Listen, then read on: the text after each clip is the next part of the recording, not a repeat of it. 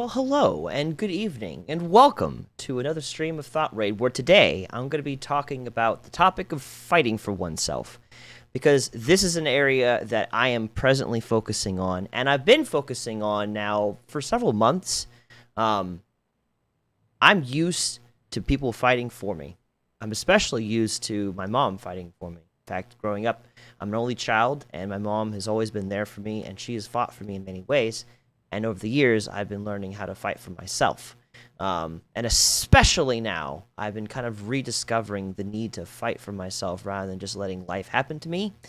And this has come on the other end of a period of time of like realizing not everything's in my control, but not everything is out of my control either. And that's where the balance is. That's what I'm focusing on today. So let's jump right into that as we play some Minecraft.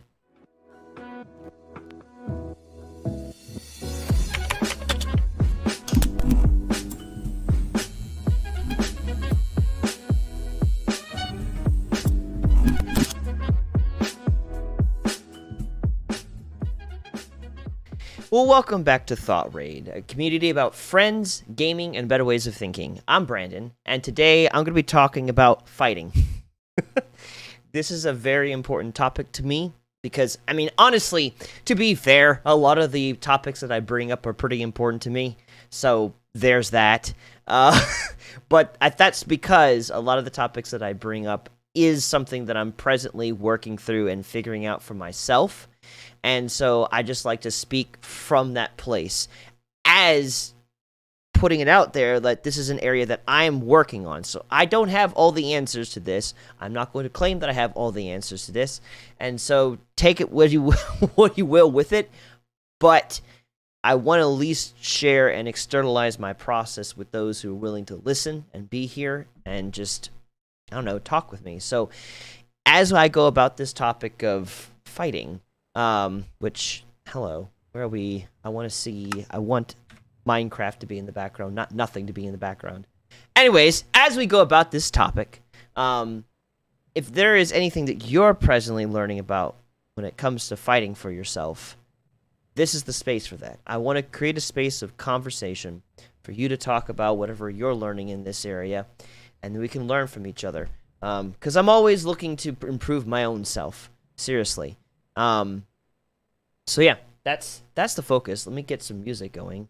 Nice to have something in the background as I play, so that'd be good. All right, let me pull this over here so I can get this out of my view. There we go. Pull that down to about there. Perfect. Okay. I feel like I've already know this song. Hello. I've definitely heard this song, and I think I have it in my playlist. That's interesting. What is the name of this song? I'm sorry. I'm getting distracted almost immediately. Hypnosis. I know I've heard this song before. I was not expecting to hear this. There's... I use a streaming service called Pretzel Rocks, and they will find music that is relatively royalty-free. And they give like these buttons that allow you that are like, hey, this song may be royalty free on Twitch, but not necessarily on YouTube. So allow me to like take out certain songs with the flip of a switch, which is very useful. And so I just kind of come with the assumption that there's a lot of music that I'm never gonna hear. But this apparently is in the list, and I have definitely got this in my own playlist outside of gaming. So that's fun. This is a nice song. It's a very chill song.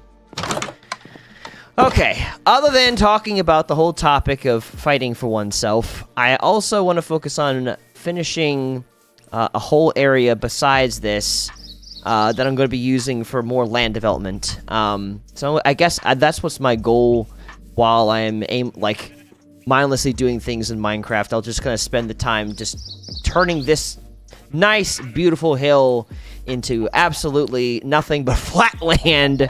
Rest in peace, beautiful hill. So that'll be my in-game focus. But anyways, today's focus is going to be about fighting. Now, I wanted to kind of go over the topic of fighting for oneself because, again, this is not necessarily... It's not been my forte. Nor have I really had a lot of circumstances where I've had to really fight for myself in general. And it's a very broad concept, too, and I recognize that. I'm not necessarily... This is not literally a space where I'm going to be like, oh, yes, let me tell you about physically beating someone up. Because that is not my angle here for today's stream. More specifically, it's about not letting life beat me up. And I kind of, when I talk about not letting life beat me up, I'm kind of referring to, in this case, things like anxiety, feeling alone. Oh, Zap! You forgot. Well, yeah, there is. Mondays, Fridays, and Saturdays at 8 p.m. Eastern Standard Time. Unless for some reason I just can't, or something comes up. But yeah. At least you're here. I appreciate that. But yeah, no, today I'm not talking about fighting people, like going into like a fist fight with people. That's not necessarily what the topic is. Why did that show up? Why did that show up on one end but not YouTube's end? Like, I see you almost missed getting naked with Brandon and then said pause, but one didn't show up in the YouTube chat and the other one showed up in Streamlabs chat. I don't know. Anyways, I don't know why some things get eaten by YouTube but not by Streamlabs. Whatever. But yeah, no, this is a Get Naked Monday, so that's fair. Or I guess in a sense it is. It's not, like, officially titled Get Naked Monday. But that's kind of what it is, so we'll call it that for now for simplicity's sake. But no, again, since you're now here, Zap, no, I'm focusing in on not letting life just simply happen to you. Because that is an area, again, that I'm currently really focusing on. Hello.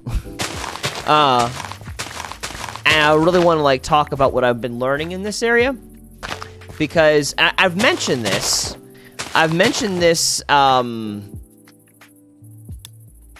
Really, I think I actually brought this up and mentioned it. I am in stream.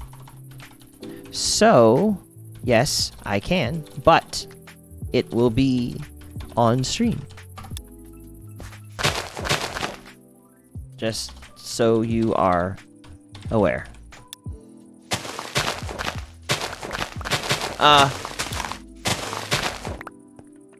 So, and I may not immediately respond because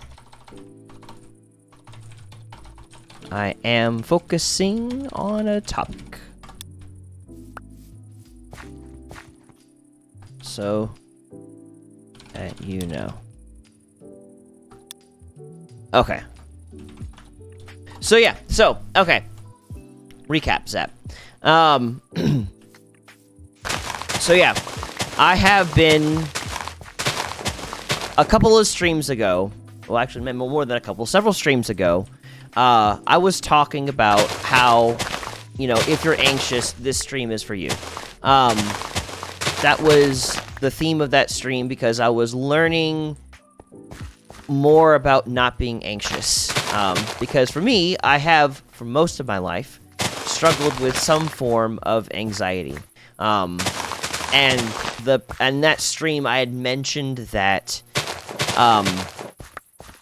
for the past quarter of, like the last quarter of 2022, I was going through the worst anxiety of my life.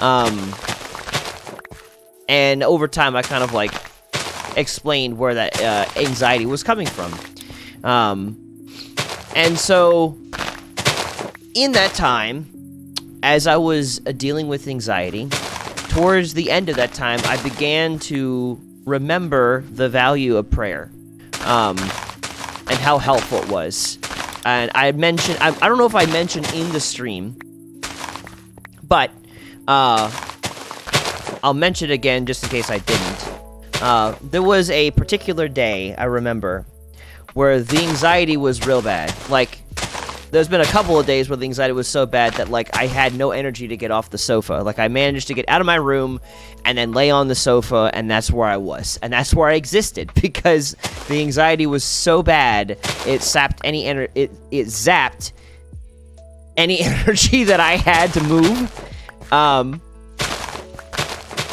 And so, because of that, I ended up getting to this point where I had to go to work. I had to do things. And I was at work, and I just could not focus on anything work-related because I was so anxious and distraught over was my mother going to be okay or not, because the anxiety was greatly linked to my mom, worrying that there was something wrong when in reality there really wasn't. Thank the Lord. But I didn't know that at the time. And I remember I ended up going to my boss and just telling her, I was like, look, you know, if I'm not accomplishing all that you want me to accomplish today, I'm sorry. I'm having a rough time. I'm not able to really focus like I want to. I'm doing my best. And I remember that in that moment, my boss took me aside, and being a Christian herself, she was like, Brandon, we are going to fight this. You know, we are going to pray over this and not just, you know, let the anxiety win, but just take authority over the situation. And that was very interesting, because it's not the first time that my boss has kind of redirected my anxious thoughts towards prayer. It was, at that point, I think it was actually the second time that she had done that, to be exact. And I don't remember how I ended up thinking of this, but somehow it came to me that I specifically needed to pray about this matter in tongues. And for those who are not a Christian, who are watching the stream now or are going to come watch the stream later, praying in tongues is a form of praying that does not involve your native tongue. And it's not exactly a specific language that you're using either.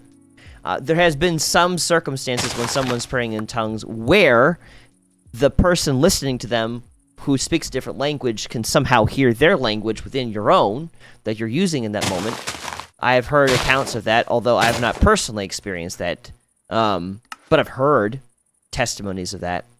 But in general, it is understood as a form of praying where it is not just you praying, it's God praying through you. So we understand it as a way of praying that cannot be messed up. Because we don't even know what we're praying, honestly, in the process.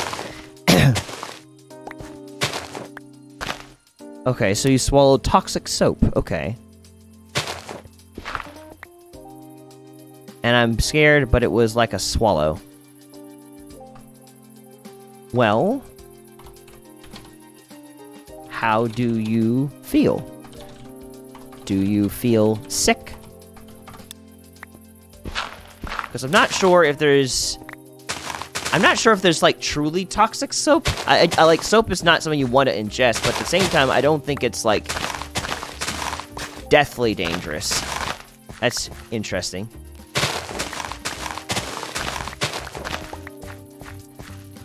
Anyways,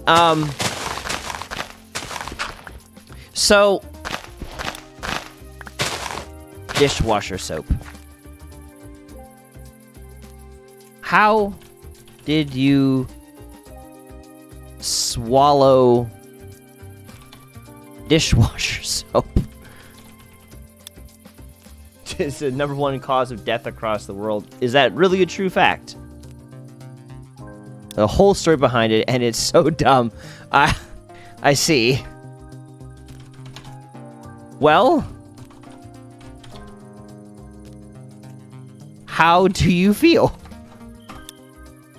Because that's the most important thing, I feel like, in this situation. If you're able to be on a Minecraft server and chatting, I feel like you're going to be okay. I feel like there are probably more immediate effects if you were, you know, just consume dishwasher soap and it was going to cause a problem. I think. Okay. I swear to God, if it's a TikTok trend? Oh, if it's a TikTok trend. So I missed the word if. I mean, you never know. There was a Tide Pod trend for a very short period of time, and that got kiboshed very quickly. But I doubt it's a TikTok trend. I hope it's not a TikTok trend. I mean, people used to put a whole bar of soap in people's mouth as a form of punishment, so I feel like if that doesn't kill a person, I'm not sure if dishwasher soap is going to kill. They claim freaking all the dishwasher soap stuff seem to claim that, like, you can wash a duck in this. And it's safe to the skin. I don't know. I was doing the dishes and she told me to finish.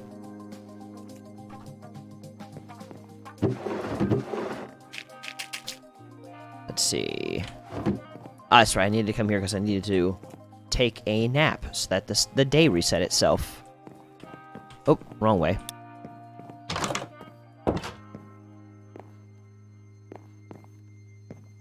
So I put a spoonful in my mouth. So now my mom was sick and I was doing dishes and she told me to finish. So I put a spoonful in my mouth and immediately spit it out, realizing she was sick. Wait.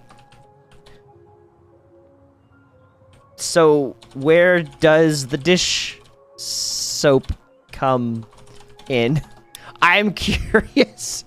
That doesn't sound like a thing. Sounds like just germs. So I put water in my hand and dishwasher soap and oh gosh. Ah, I see.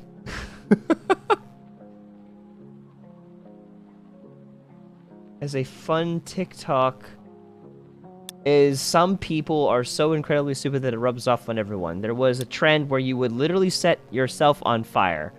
Thankfully, it wasn't massive, but I also think you can see how that would be dangerous. Yeah, very much so. Playing with fire is never smart. So put water in my hand and dish soap in my mouth to clean out the germs. And I take it, so like I gargled it and thought it would kill the germs in my mouth. Take it, you swallowed it whole? Or did you spit it back out?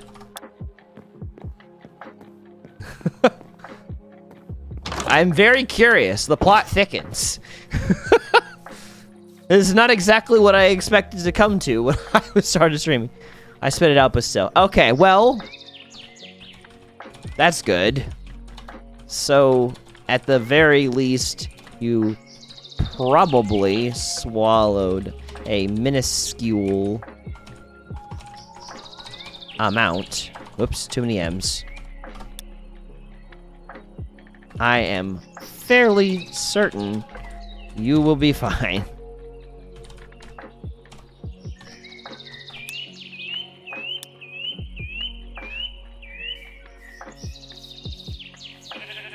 Right.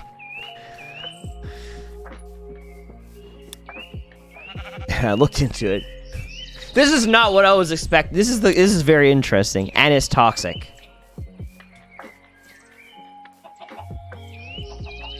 This is all people uploaded to the internet calling it a prank. Lord have mercy. Yikes. Where you would dump boiling water on unsuspecting people as a prank. That is not a prank. That is physical assault. Lord have mercy. But you didn't swallow it whole. At the very least, you can check the bottle and see what it says in the warning if you drink blah blah blah section.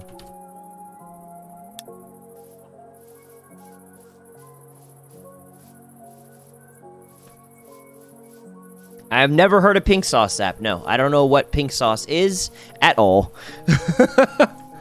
I mean, other than it's a sauce? I don't know.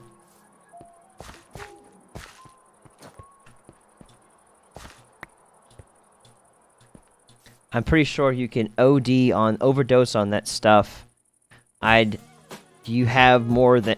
Wait, I'm pretty sure you can OD on that stuff. You have more than 0.003 milliliters. Some kind of sauce some chef on TikTok made and that went viral. So people just see the sauce and they're just like, let's just consume as much of it as possible. I mean, if you want to be real technical, you could overdose on just about anything. Moderation is a key, and the degree of moderation depends on what it is. Some moderation is just not at all. Just don't.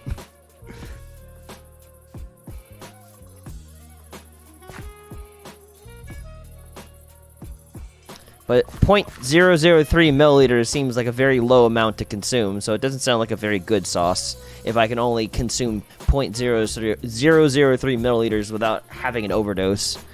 And they turn it into a bottle sauce like Heinz ketchup. Well, that's not smart. That sounds like a very bad thing.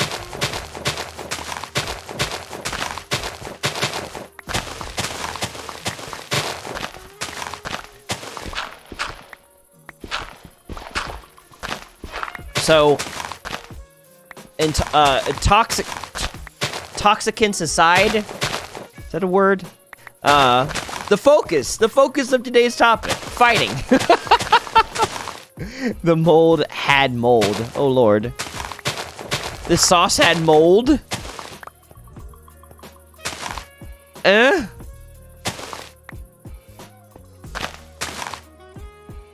When people bought it, it looked like it would give you cancer. Oh lord, okay. Well, that's disturbing. So yeah, what focus? Exactly. Fighting. Fighting for yourself. So, again, that's the topic that I'm focusing in on today. In a stream where I'm the only... Yeah! I'm trying to get through the topic, or get to some point of it. No, I'm still gonna have some form of topic today, regardless if it's just you or not. Because even if it's just you tonight, Zap, in the stream goes up and is permanently viewable. So, if someone were to come and watch it later, you know, I'd like for me to at least bring out somewhat of the topic. Doesn't have to be all the exact of what I planned on. No, definitely not fighting. Not that kind of fighting. No. The topic is about fighting for yourself, like fighting, not just accepting the negative bad feelings you feel on the inside, but actually fighting them. That's the main thing. And it's a topic that I really kind of kicked off the whole, when I started coming back to this again, I really kind of started on that in the first place. Like, do you feel anxious? This video is for you. Like, that is kind of where I started on, and that's where I kind of want to continue as I'm learning the depths of how much you can fight and not have to accept that just this is the way things are. Because that's what I'm in the process of correcting from an overcorrection. And if I can impart anything that would help you avoid the mistakes that I made and equip you to do better than I'm doing, that's my goal. So that's what I'm trying to do today, is just kind of share what I'm learning about fighting for yourself, rather than just letting anything that happens and just becoming overly passive. Like, how often, out of curiosity, Zap, in your life, do you have negative things going on the inside of you? Maybe anxiety, maybe anger, maybe it's lust. I don't know. That you just kind of feel like, well, this is just how things are, and there's nothing I can do about it. Like, how often would you say that something of that nature, whatever it may be negatively, rises up?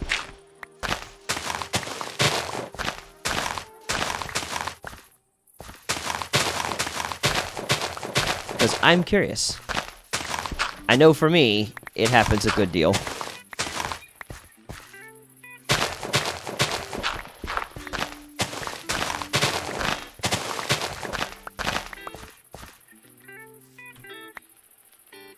I'm gonna have so much dirt. So much flattening to be done, and this is just one section. There's a whole nother section over there. Yay! But hey, it is nice to have something to be focusing on. Keep my mind clear.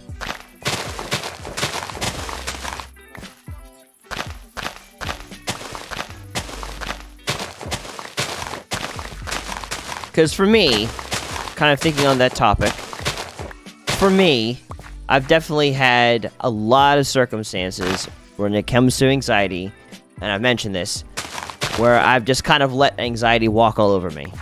And I would just figure this is just how it is. But not fully at the same time, because it's weird. In some ways, I knew that anxiety was not for me, and that I didn't have to accept it. But in other ways, I tried many different things, and it all seemed to not work. So then I kind of, at the same time, did accept it. This is just what's going to happen. And now I'm kind of like trying to find an in-between. And that's been very interesting because I'm kind of, in some ways, getting back to my original roots.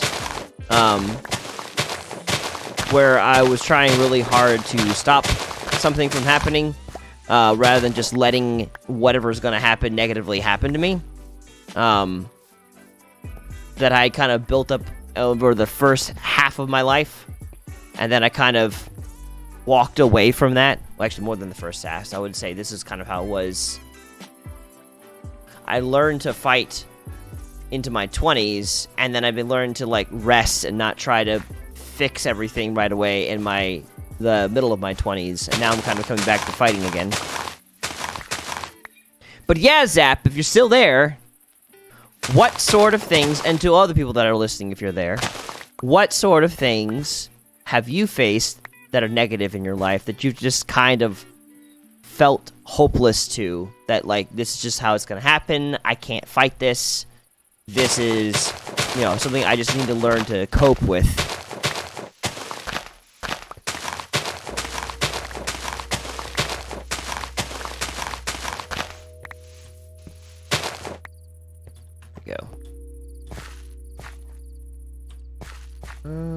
Okay, I don't want zombies coming out and attacking me. Ow! Need to sleep and deposit my dirt. All over the dirt. I was expecting for me to take fall damage from that, but it wasn't high enough, so we're good. Not today.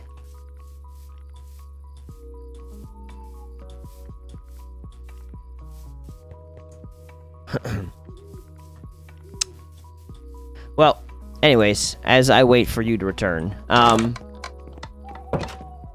where was I with my story previously? So, let's see. So last stream, well, several streams ago, in the stream where I was talking about, do you feel anxious, this stream is for you. That was coming after a time where I was beginning to learn to fight, that I didn't have to just accept anxiety as this is how things are going to be. And I was beginning to talk about, like, how... I think I remember this correctly. Oh, hello, Rain. I was beginning to talk about, what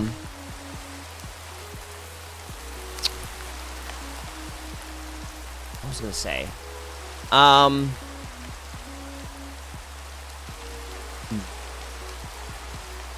It's essentially like you don't have to let anxiety take control of your life.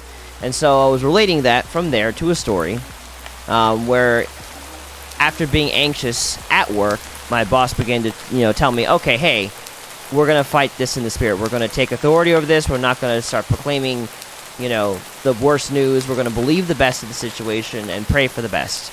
And that's where I began to reconnect with praying in tongues. So that's where I was. And I remember, so picking up on that story, and after explaining what tongues was, I remember, okay, yeah, so I began, somehow, after my boss kind of bringing that up, and being like, no, we're not going to just accept this, we're going to fight it. I remember then beginning to pray in tongues. And I remember that in doing so, my anxiety levels went from about an 8, where it was very hard for me to focus on work and get things done, to about a 4, where it was like I still wasn't at peace to the same degree that I wanted to be. But I was also I was no longer so caught up in anxiety that I wasn't able to focus anymore. And I began to have this shift in thinking of like, okay, this is something that I can fight. This is not something that I have to just bunker down and try to power through this anxiety. I can take authority over it, tell it where to go, and it has to obey because Christ is within me. So that was, I think that was like a turning point for me after several months of just kind of dealing with anxiety, and just it regularly overtaking me. And so from there, I began to realize that in my life, not every problem that I deal with is me.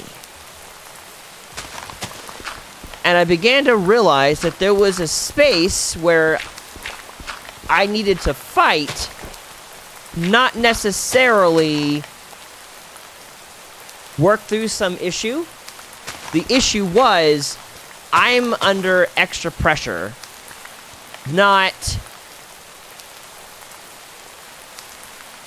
some other, dealable issue was going on in the background. So, for instance, I'm learning right now as a Christian the difference between I'm having a problem because I brought this problem on me for my own stupid decisions. I'm having a problem because I'm dealing with past hurts and pains. And now I'm learning I'm having a problem because I'm under an attack by outside spiritual forces. That I'm starting to have an issue, and there is no logical means for that issue to be in existence. So I've come to recognize that I have worked through any sort of trauma that I'm dealing with in the moment, because that's a process. I've worked through any sort of anger or whatever, and feeling rejected. And now, after working through it, I'm still feeling a certain way. I'm beginning to realize that's not me. I'm able to kind of separate me from not me. And it's an interesting thing, because as a Christian, I believe that the human is a 3-part being. That we have a body that you can touch, you can see, you can hear, whatever. All the senses can interact with that. But then you also have a soul, which is your thoughts and your will and emotions. And after that, you have a spirit. And that is the real you. That is the part of you that exists eternally once your body finally kaputs. And so it's not a foreign concept, because in psychology, in just regular secular psychology, there is what is referred to as the id, the ego, and the superego. So you got like your id. One sec. You have your id, which is a representation of the baseline impulses and desires you have. Like, I need food. I need air. I need whatever, companionship. Like, there's a part of you that just, it sees needs, it wants to immediately grab for needs. Then you have the ego, which is like, it's a greater consciousness. It's not necessarily the part of you that wants to do the right thing nor the wrong thing. It's just the kind of part of you that's stuck between a very primitive part of yourself that just wants to fill needs the fastest way possible, and the other part of yourself, which is the superego, which is the rational part of you that's like, no, I'm going to do the right thing, and I'm going to be able to put these needs to the side in order for me to do the right thing in this moment. Even though I might desperately want to, I don't know, punch a person because they made me angry, I recognize that this is going to be bad for me and society at large, so I'm going to hold back. And that would be what would be considered the superego. And the ego is that space that, what I would refer to as the soul, is the part that's between the two that's trying to figure out which side gets listened to. You know, wild, monstrous, gotta get my needs met, you know, you look good, whatever. And maybe not. You've got the ego in the sandwich in between. So, it's not a foreign concept for what Christians believe is the three-part being of body, soul, and spirit. So, similarly, I think that there are problems that we deal with that are physical. Like, if I'm hungry, I'm not going to be able to pray away my hunger. I'm going to have to eat something. If I am sad because I have been through a lot of hurt recently, I'm not going to necessarily pray away the sadness because I have to work through the sadness and, like, really talk it out with someone and help process that emotion.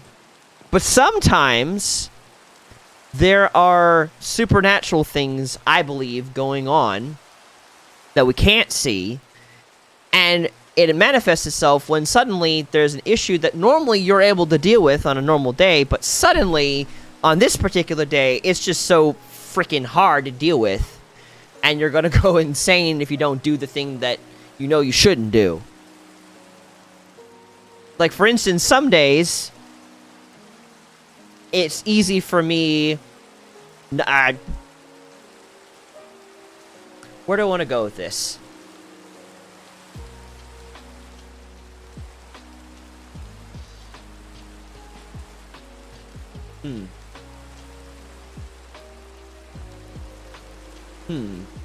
Some days, it's really easy for me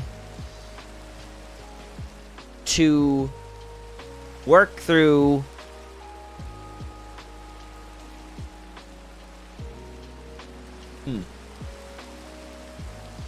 where do I want to go with this?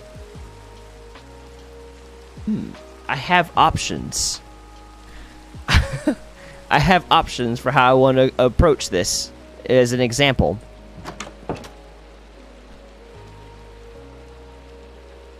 I guess it's relevant, just kind of going back on the topic of anxiety. There are some days where I'm able to deal with anxiety because it's just like, you know, it's a normal issue.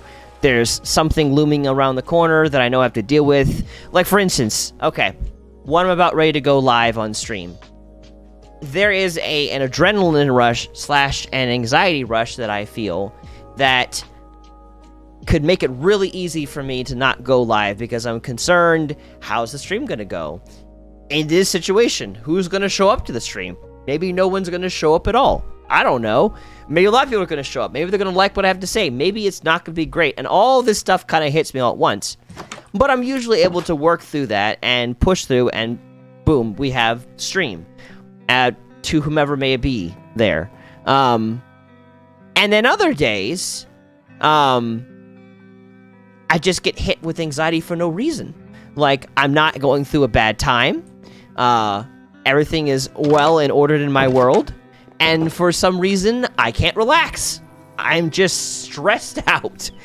And I'm kind of beginning to notice that there's a difference in those moments.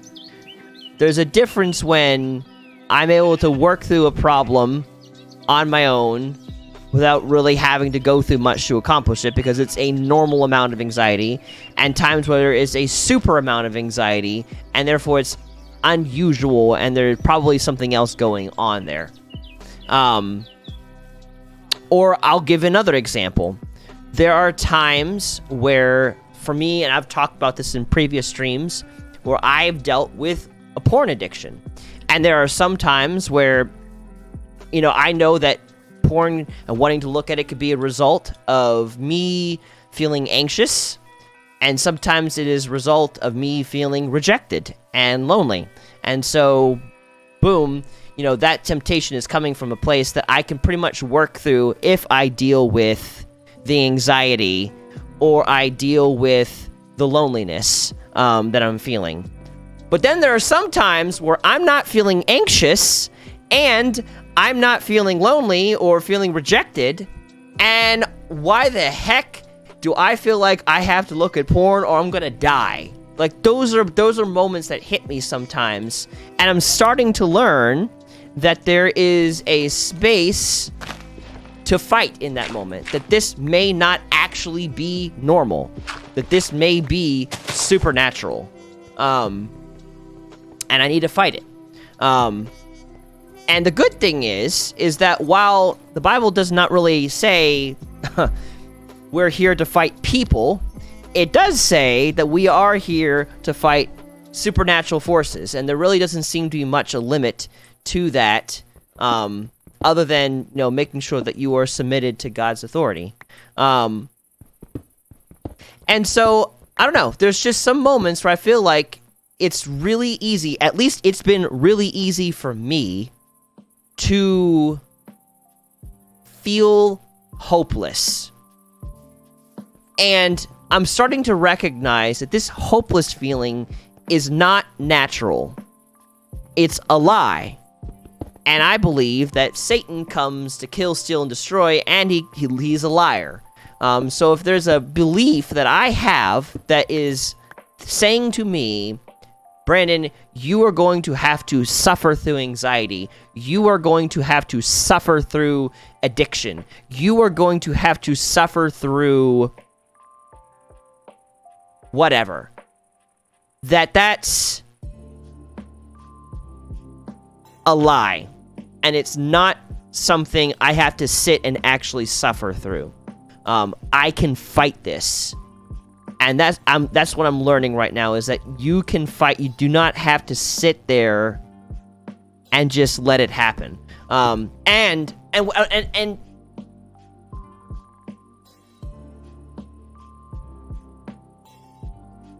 want to be more thorough with this, because I want to avoid confusion.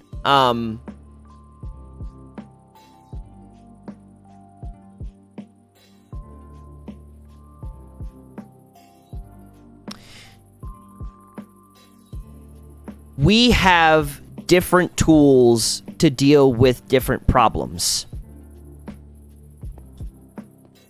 And not every problem is dealt with the same tool. Like, you can't use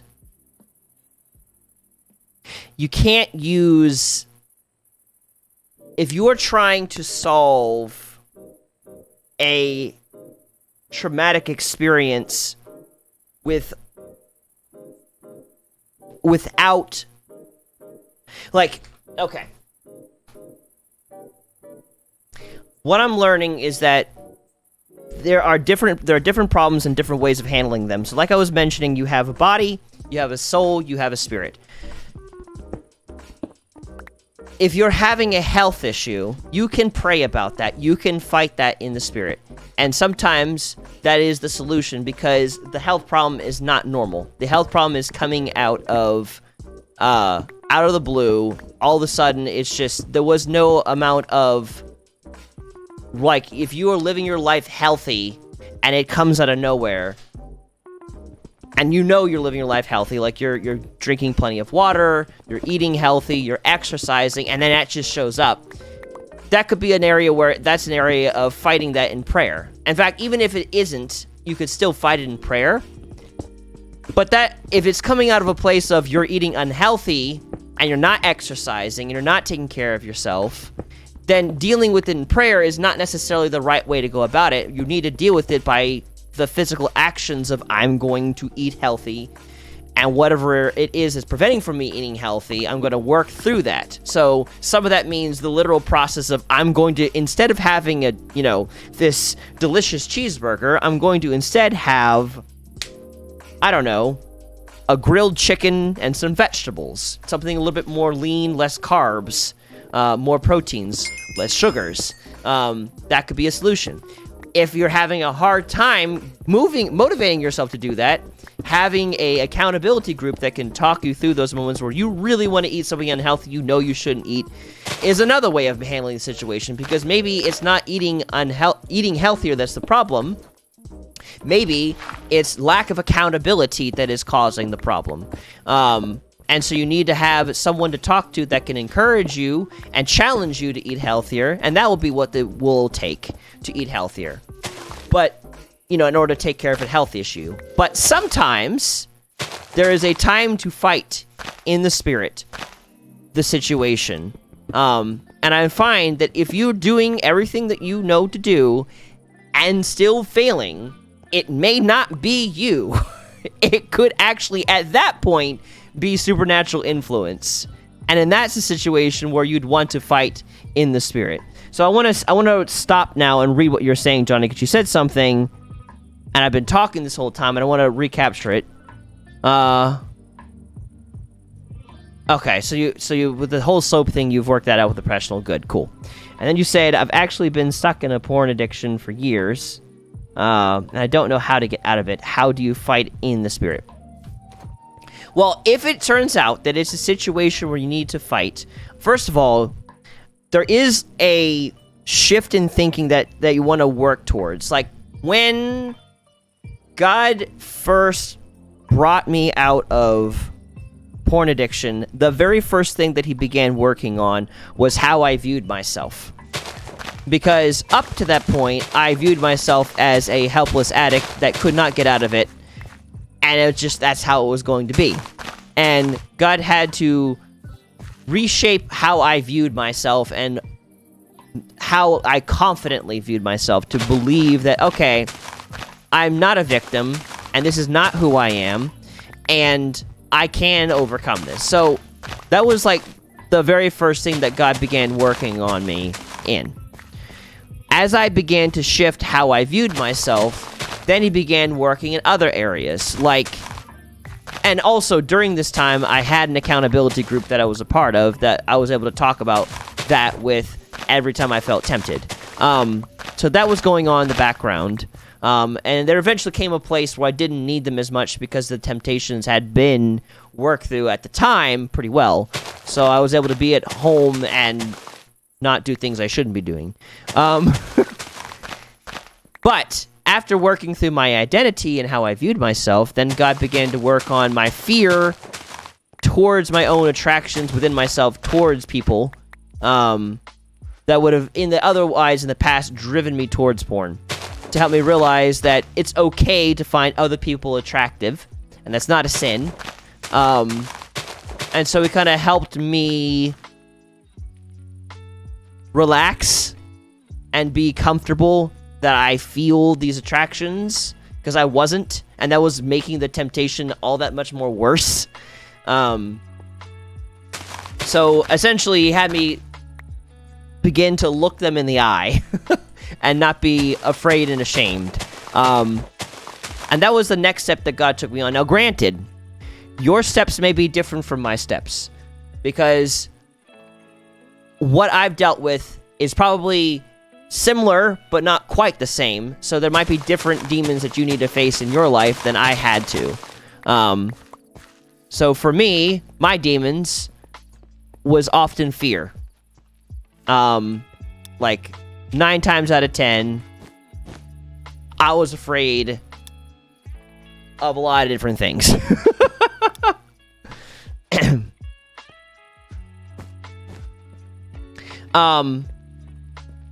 So after dealing with my identity, God began to work on, being okay with the fact that I'm attracted to people, and helping me slowly find the boundary of how to find them attractive. Like, he helped me see that, okay, going sexual places in my head with them was not okay, but appreciating the fact that they looked beautiful or handsome was not a problem.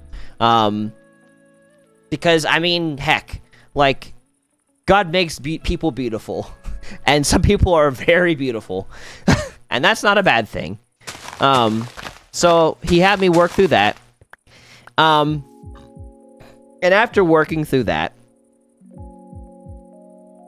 then he began just working in, like, different areas. Like, he began to reveal to me that anxiety was a trigger for porn for me. He helped me realize that anytime I felt anxious, that made it harder for me to resist the temptations to look at porn. So I began to focus on making sure that I didn't allow anxiety to rule my life. And that went on for the longest time, up until I ended up in my first serious relationship. And the reason why it shifted after that relationship was because, for me, I've always dealt with same-sex attraction and homosexual porn. And so when I was in a serious relationship with a woman, and I began to realize, wait, I actually am attracted to women, which was interesting. A lot of the fear that I had, that I was propping up against my resistance to looking at porn because I was afraid that it would make me somehow more gay, melted away. And so that, coupled with the sadness of the end of the relationship, once again drove me back into porn. And it's something that I've talked about very frequently on thoughtraid. You don't have to go far to see the several amounts of YouTube videos that are up there about me and my struggles with porn, and the back and forth that I've had, the victories I've had, the things that I've learned, and the failures. They're all there. So, now, okay, the anxiety is gone related to porn, so I'm no longer afraid, because I realize, oh, I can be attracted to women. Hooray. But that was a problem, because now, what's the resistance to looking at porn? The big problem that I was trying to avoid is just gone. It's, to answer your question on that one, Johnny, the way the Bible talks about homosexuality, the problem isn't the fact that people are attracted to people of the same sex. The problem is the act of having sex with someone of the same sex. That's just what the Bible says in both the Old and the New Testament. And through my studies of it, because I've dealt with this myself, I've kind of seen why. Because the healthier I get, the further away I move from my same-sex attraction, kind of controlling my life and my actions. And as one who has consumed way too much porn, it's very bad for the body. And also for the mind. Granted, I understand that porn is never going to depict reality ever. But still, the end results is about the same. And it is not healthy. it is my personal belief, based off what I've seen in the Bible and based what I've seen around me, that it is not healthy. Like, being attracted to someone of the same sex, not a big deal. It just is what it is. And some people are more and some people are less. But giving into that and having sex with someone of the same sex and pursuing romantic relationships with someone of the same sex, I think is mentally and physically damaging to a person. And so I think that's why the Bible calls it a sin. Because it would grieve God to see people hurting themselves with other people. So... Welcome to this very interesting topic. I'm talking about fighting things. It's not the LGBTQ community. That's not what I'm talking about fighting. I'm really just talking about fighting things like anxiety. And I kind of got onto this topic as I was describing my own struggles and things that I've been through. So yes, welcome to this fascinating conversation. Buckle in if you so wish, or you don't have to if you don't want to. Your choice. But welcome into an interesting conversation about my life and how I'm working through stuff. You're free to ask questions. I will answer them to the best of my ability. So yeah, I began to work through that in answering your questions. I'm glad to be here, question mark? We'll see. I got on that topic, by the way, because I was talking about giving examples of when it's time to fight things. And to realize that you do not have to be hopeless in the struggles that you're going through. You can fight. You don't have to just roll over and let life happen to you. And so I was utilizing, as a touch point example to that, my own personal struggles with porn addiction. And I was describing how, in my life, there are times where I turn to porn because I'm anxious. There are times where I turn to it because I feel rejected. And then there are times where just suddenly I'm getting hit out of the blue and there's no logical reason why I'm feeling so badly tempted as I am. And I'm realizing that is a time of which I need to fight. Because if you don't already know this, Meta, I'm a Christian. Been so for a large portion of my life. And I believe in the supernatural. I believe that there are things that that happen to us that are not necessarily explainable through normal circumstance. And I believe that through the fact that we have three parts to ourselves. And from a Christian perspective, we have a body. So what you can taste, see, smell, hear, feel. I say feel twice. Taste, see, smell, feel, hear. Yeah, the five senses. You've got your soul, which is that intermediary between the two, that and your spirit. The part of you that's like, I kind of view it as like the emotions. The part of you that's like, it's tethered to this world, and it's a result of having a brain. It's hard to explain, but it's not still quite entirely you. It's probably more you than your body is you.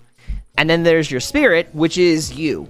And it's the part of you that wants the best in life and is willing to make sacrifices to achieve it, and is not going to just jump right onto the nearest impulse and do something because it feels good. It will do things because it knows it's good. And so that's my belief, and I derive that even further from the psychological studies of the id, ego, and superego, of the three-part being within us. The part of us that, we want food, we want shelter, we want sex, we want whatever, but it's just immediately, I feel need, I want need gratified immediately. The ego, which is kind of the in-between, and the superego, it's like, you know what, I'm going to not do this because I know it's going to hurt me and other people, so I'm going to hold back these desires in order to create a safer space that has more longevity than the immediate fulfillment of desires. So I come to that from that perspective. And so I also believe that you've got the physical, you've got the mental, and you have the supernatural, things that we cannot see that affect this world that we may never be aware of until we're out of this world. I believe in a afterlife, life after death.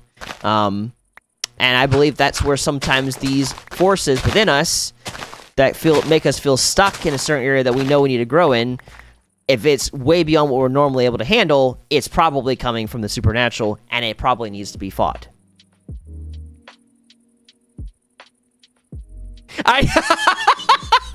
Welcome to my life, Meta. This is just my life. I've always been this way. Honestly, also, this is kind of how my first online community started. Like, this is just straight up how my first community, UGN, started. It was, you know, I wanted to, like, play Minecraft and talk about, you know, deep subjects and Jesus. Like, that's how that other community started. And so it's just been a thing. I've been dealing with Minecraft servers for 10 years, to be exact. So, did I answer your question, Johnny, or did I miss answering your question? Because I thought I answered your question, but you're saying something still worries you.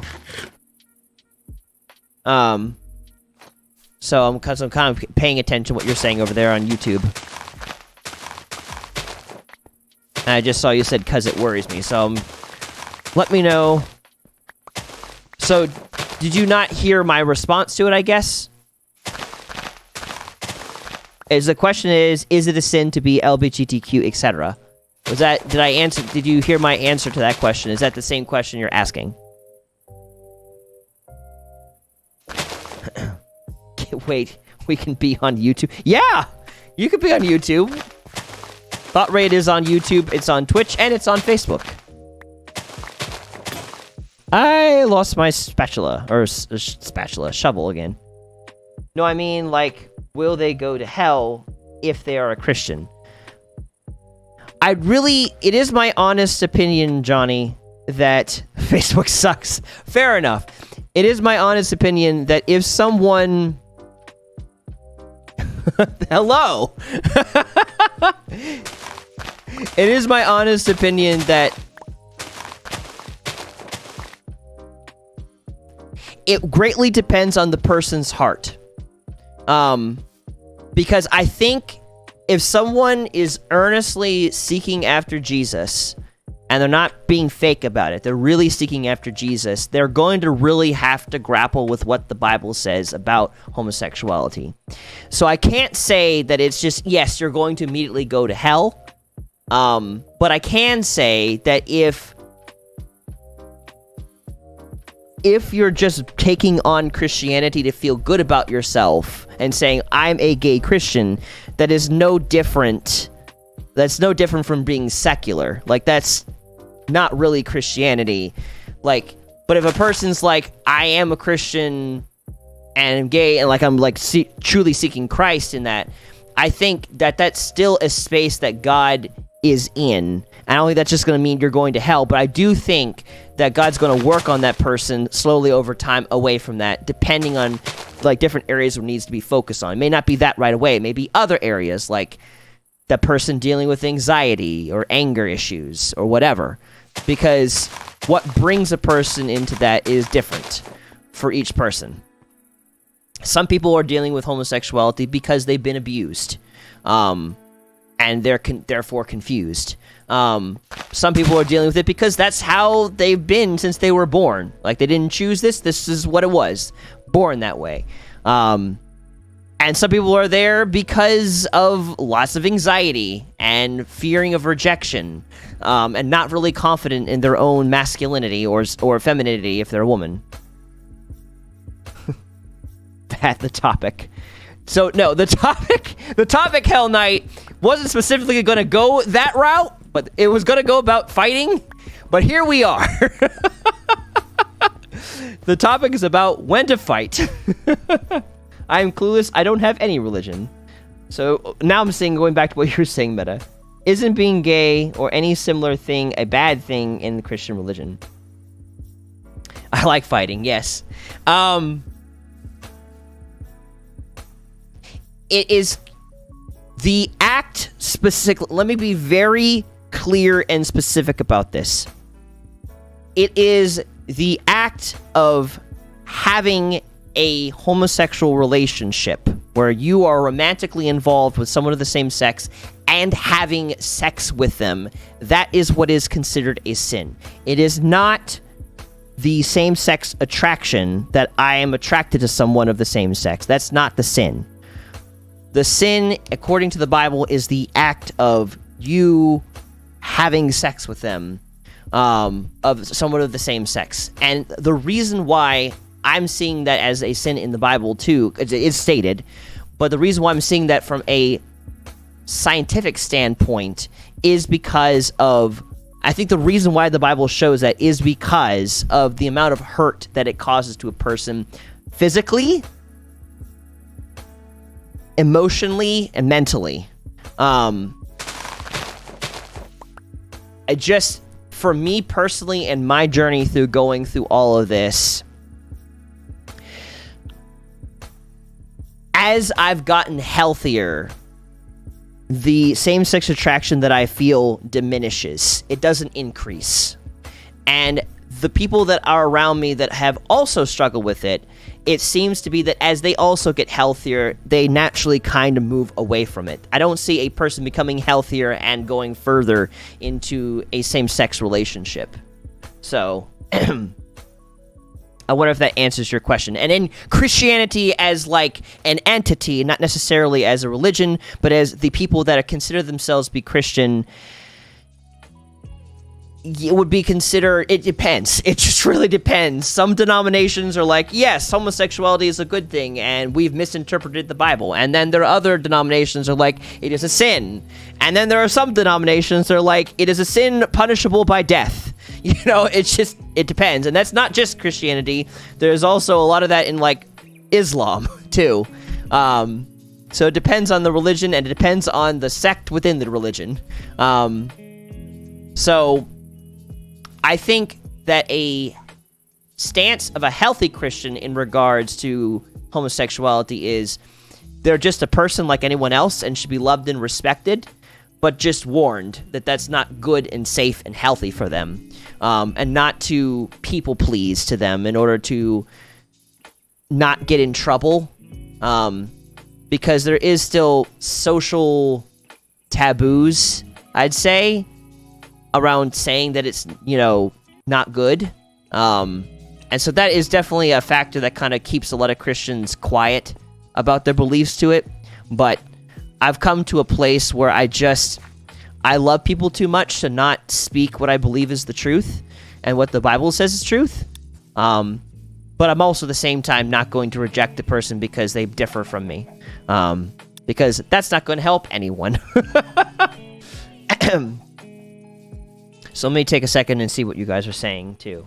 Because I wanted to really, like, focus in on that question, that thought.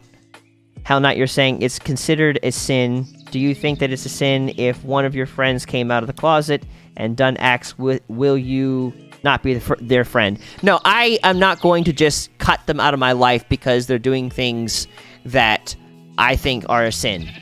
Like, especially now that I've had a really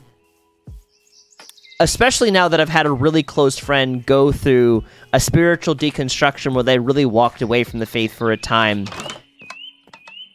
and like kind of going through that with him, I'm not interested in just like, oh no, like you don't do what I think is right, so therefore we're not gonna be friends anymore. Like, no.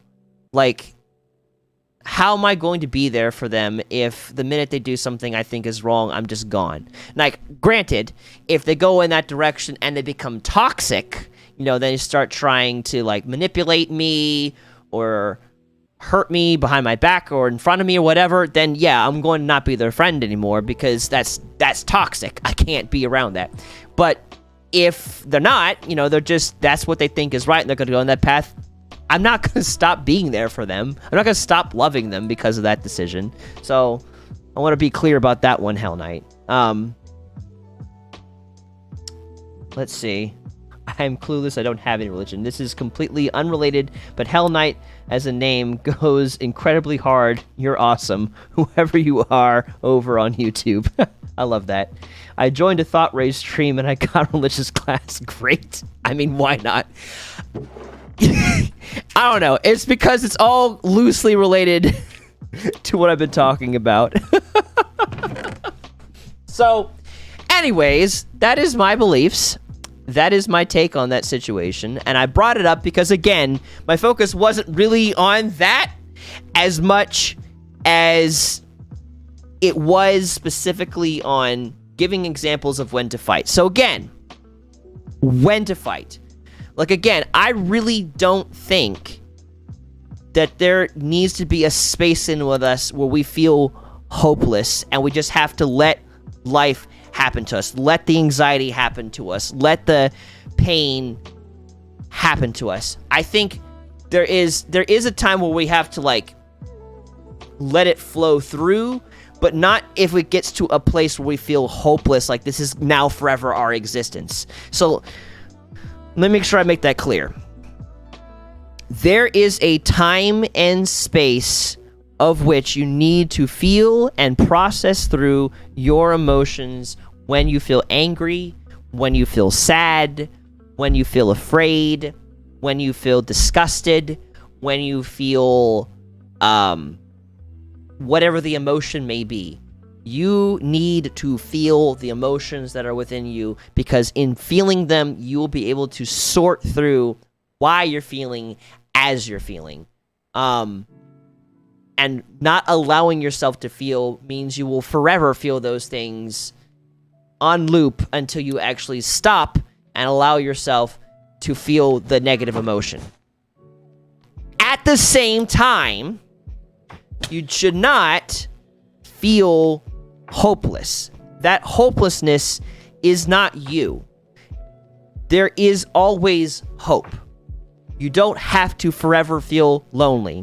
You don't have to forever feel anxious. You don't have to forever feel some sort of negative way.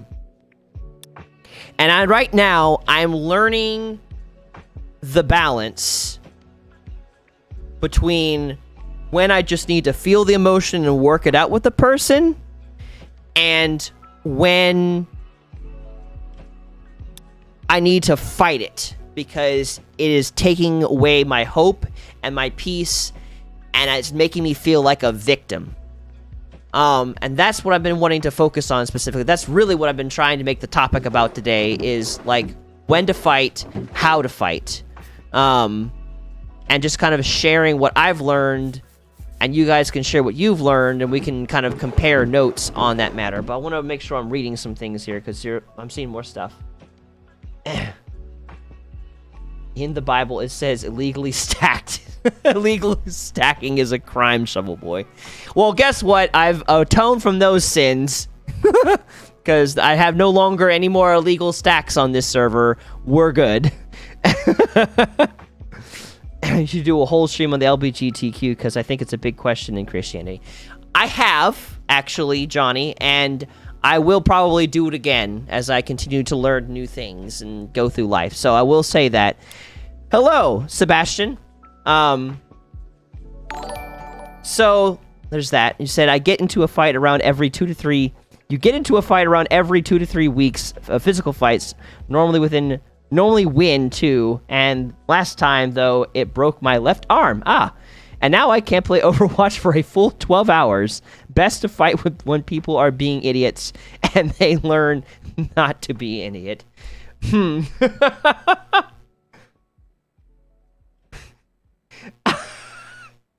Oh, you're good. You're good, Meta. You're good. I don't feel bad. It's we get off railed all the time. I had no plans on talking about, what the Bible has to say about the LGBT community or anything like that. Homosexuality, for that matter, wasn't on my radar. I just planned to talk about when I've learned to fight and how I've learned that I need to fight. So you're good. This is not your fault. This is probably more mine than anything. So anyway, I think in your case, Hell Knight, I think your battle shouldn't necessarily be with the people, but more the anger on the inside. to recognize that you don't have to continuously feel angry when people do things that you would think would be idiotic. And I feel like there are some other demons going on in there, and it's not the other person that you're fighting. With fights, I find that you put a power into a punch into their face and then kick them in the stomach, and normally you win. Yeah, there is probably like a winning strategy to that, but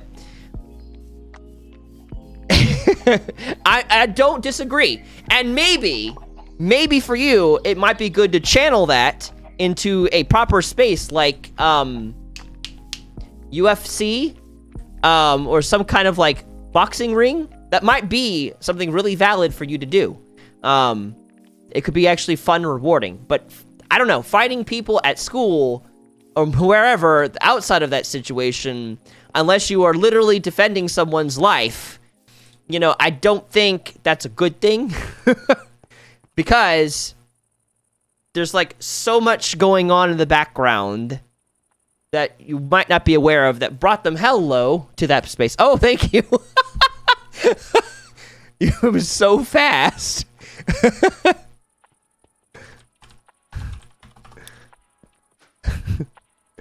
Me and my friends just jump each other randomly, and that's a lot of fun.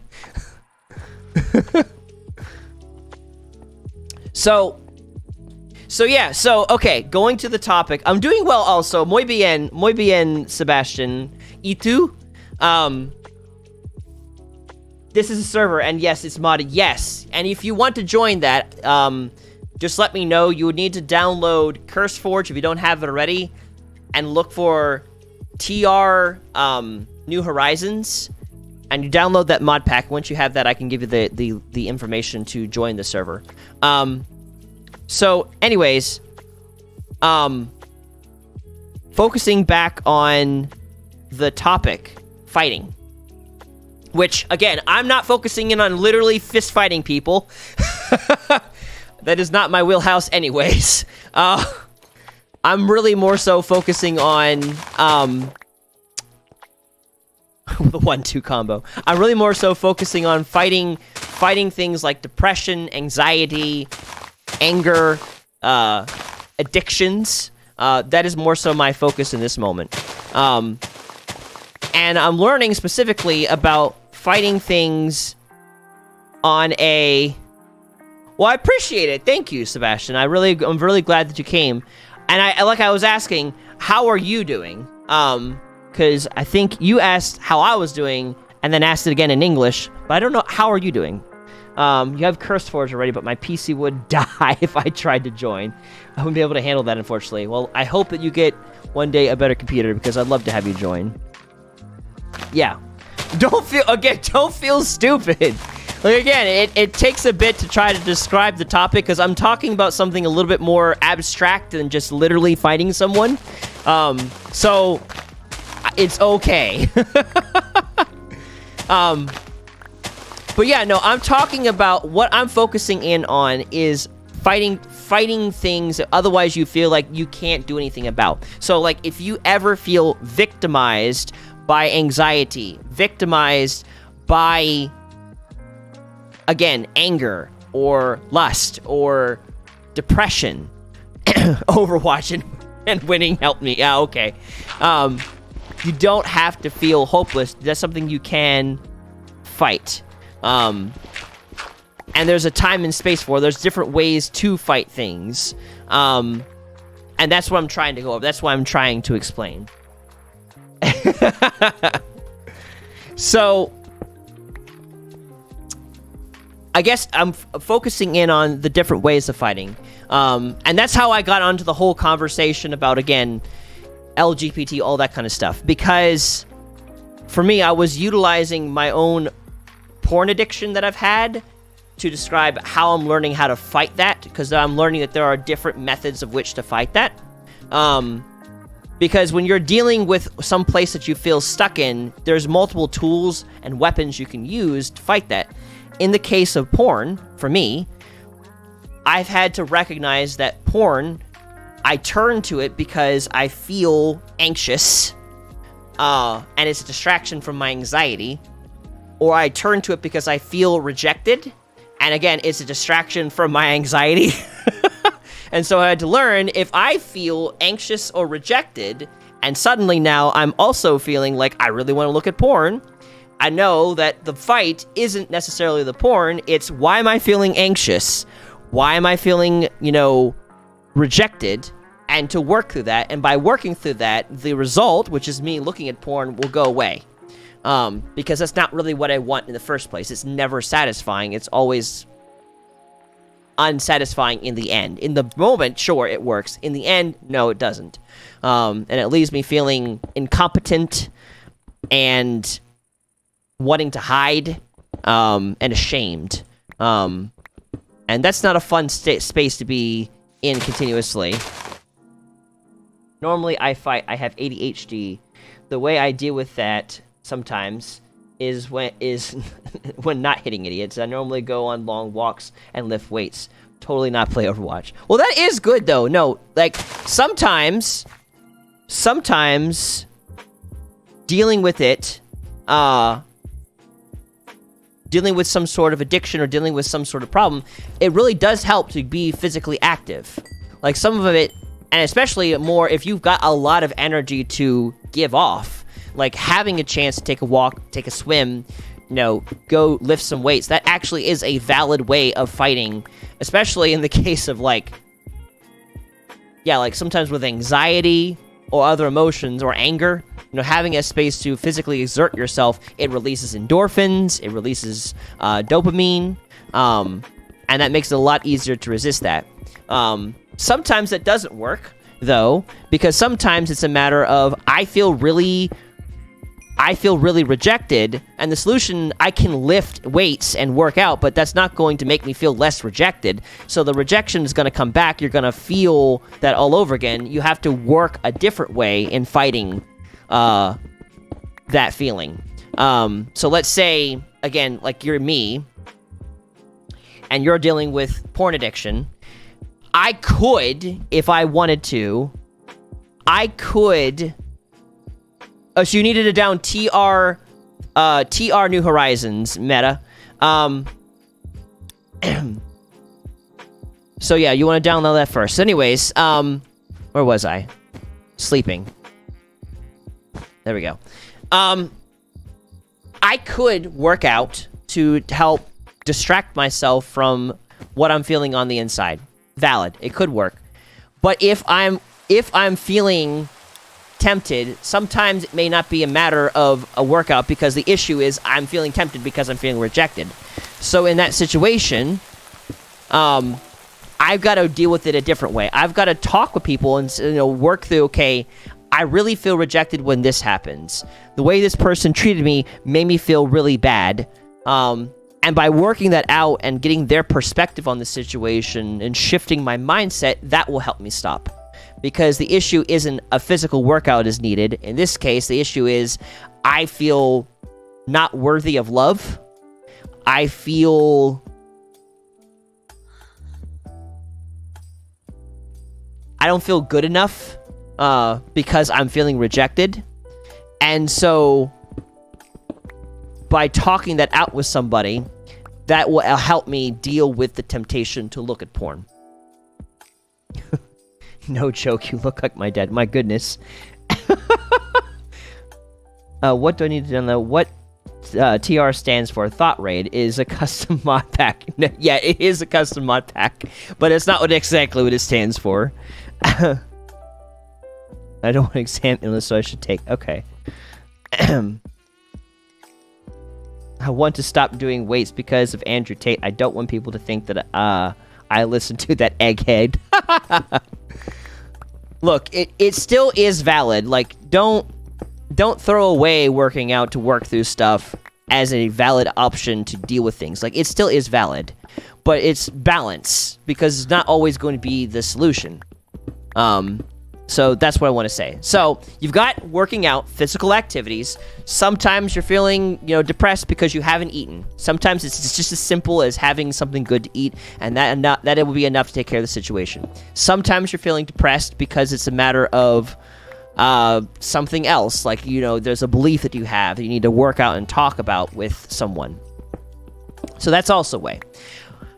But sometimes, and that's what I'm learning right now, you have to frickin' fight, because it's not because you haven't eaten enough. It's not because you haven't worked through things with a person and now you're no longer feeling rejected and feeling anxious. Sometimes I believe that there is just supernatural forces outside of our control attacking us. And not to say it's completely outside of our control, but that we cannot see, that is hitting us hard, making us do things and feeling like we are an absolute victim to it. No matter what we do, we will always fail. And that is its own type of battle. So now, jumping on... So I'm going to say what you're saying. I feel sad when I lose. I'm very competitive, so I make sure I don't lose, no matter how dirty I got to play to win. So that's something to work through, Hell Knight, because it's okay to lose. Like, it's not a reflection on how good you are, the quality of who you are, if you lose. That's something you want to work on. But that's focusing in. Jumping on what you're saying, fighting demons. Sometimes I legitimately believe that what we are going through is supernatural, where I legitimately feel like, and this is coming from my space of being a Christian. Thank you for joining us, Sebastian. I really appreciate you coming on. Thank you for hanging out with us. It is good to meet you. Sometimes I really feel like what we're dealing with is supernatural. I think, is my personal opinion, I think that a lot of Christians can get offhand on this and like go way to town on that, and like everything is the devil. Like, oh, I woke up with a sore back, it's the devil. Or, oh, this person said something mean to me, it's the devil. Like, no, it's not the devil. The devil is not behind every bush. He's not omnipresent. He doesn't have the ability to attack everyone all the time 100%. Like, there could be other more valid reasons behind that. But sometimes it could be. And the way of which you deal with that is different than the way that you deal with the other problems. Because you could talk about your problems all you want. You could live a healthier life all you want. But sometimes you're still going to fail, because the problem isn't that you're not doing everything you can do. The problem is that you are legitimately under an attack. And the way I've come to recognize that, I first came to recognize that through porn. Because like I said, for me, sometimes I'm feeling tempted to look at porn because I'm feeling rejected. Sometimes it's just a biological response. I'm feeling horny. And there's the temptation because biology. But sometimes it's neither of those things. It's happening because I'm under attack. Because I've come to recognize that, okay, I'm not feeling rejected. Okay, I'm not feeling anxious in the moment. And yet suddenly, almost like a panic attack is coming on, I feel like I have to look at porn, otherwise I'm going to just die. Like, it's just gonna, it grips me, and I feel like a helpless weakling to the impulse.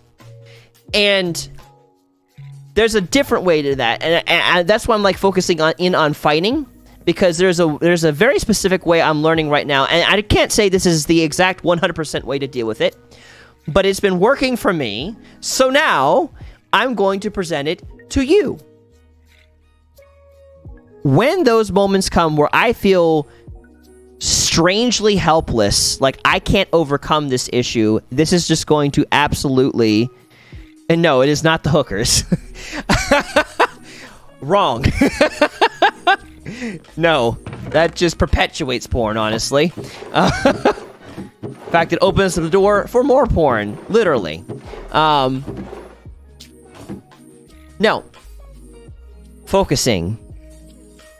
When I hit these spaces where I feel like I have to go through with porn or else, I realize in those moments I need to pray and take authority over whatever it is that's fighting me.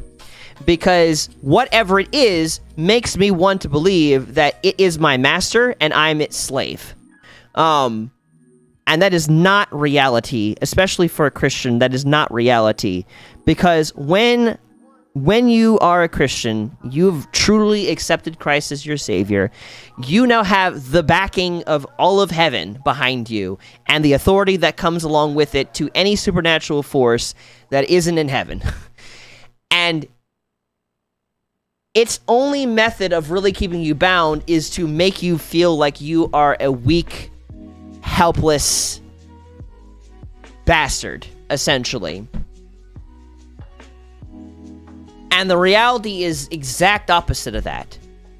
And you have the authority in that situation to say, screw off to whatever it is supernaturally that's attacking you. So, for instance, I have recently been taking authority over anxiety in my life when I'm being anxious for no reason at all. Like, I've worked through the anxiety, I've worked through it, I've gotten help for it, I've talked about it in length, I have confirmation that the anxiety, what I'm being anxious about is not reality, and yet I still feel anxious. I've been coming to a place where I'm just like, no, I don't accept this. In the name of Jesus, I cast this anxiety out of my life. I will not have it in my life. You have no authority over me. I am not your trash can. You shut up and you get out in the name of Jesus. And I command that thing to go as if it's right in front of me, as if it has a physical form, and I tell it where to go. And in that time, oh, I need slaves. What the heck? What a statement just to see. And in the process of that, what I'm also doing as I'm fighting this is I am praying in tongues. Because again, for those of you who don't know what that is, praying in tongues is you praying in a language that's not your own. And it is not one that you can, it's not one that you can just learn in the sense of like, oh yes, I can go to Spanish school and learn, or class and learn Spanish. Like, it's not like that. It is a language that just kind of flows out of you that you can have as a Christian.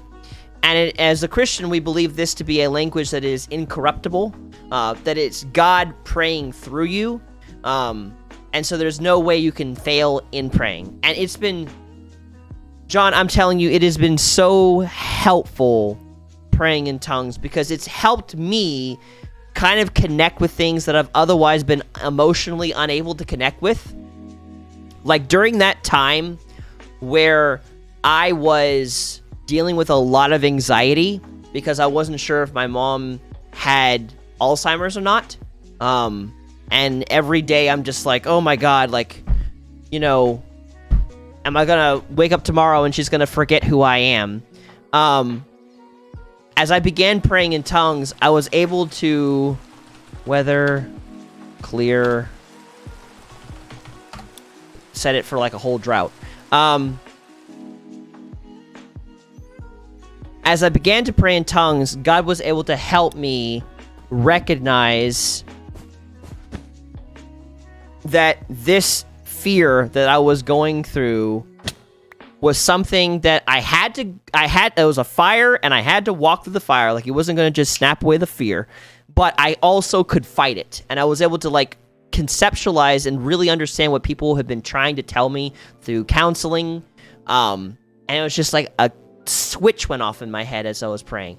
And I'm not going to talk so gushingly about something unless it really helped me. And this is something I can't explain other than it did. And it's kind of, as I've been praying in tongues, it's helped me become more and more bold and less victimized. Like, I'm helpless and I can't do anything about this. And so it's been really helpful. In fact, as a point in case, my grandmother did have Alzheimer's. And when I was born, I had two grandparents. I had my grandfather on my dad's side when I was born, and my grandmother on my mother's side. And my grandfather wasn't a very emotional man. So, and being an emotional guy, I didn't know how to connect with him in a meaningful way, even to the point of his death. Like, I didn't have that emotional bond with him.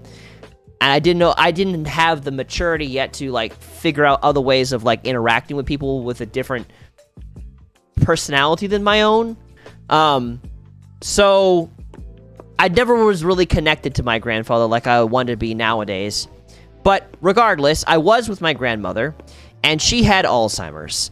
And that was very traumatic for me as a little kid. Because what do you do when your grandma, who you love very deeply, slowly forgets who you are, doesn't know how to say words, and eventually one day you see her bedridden in a chair, can't even form a sentence, kind of recognizes you, but can't even, like, vocalize that because they've lost so much of their mind. How does a 12-year-old boy... was I 12 at that time? No, I might have even been 11. 10 or 11. How does a 10 or 11-year-old boy see that and not get traumatized by that? Of like, here's this woman who loves you, and she would play with you, and you got to, get to know her, and it was great, and then all of a sudden she doesn't recognize who you are, and she can't even form words. That's traumatic. And so during that time, right at the point of her death, I was in a Bible class. The topic was praying in tongues. And on the second day, as they were talking about praying in tongues, I decided, you know what? I'm going to come up there. I'm going to receive my prayer language. And so I did.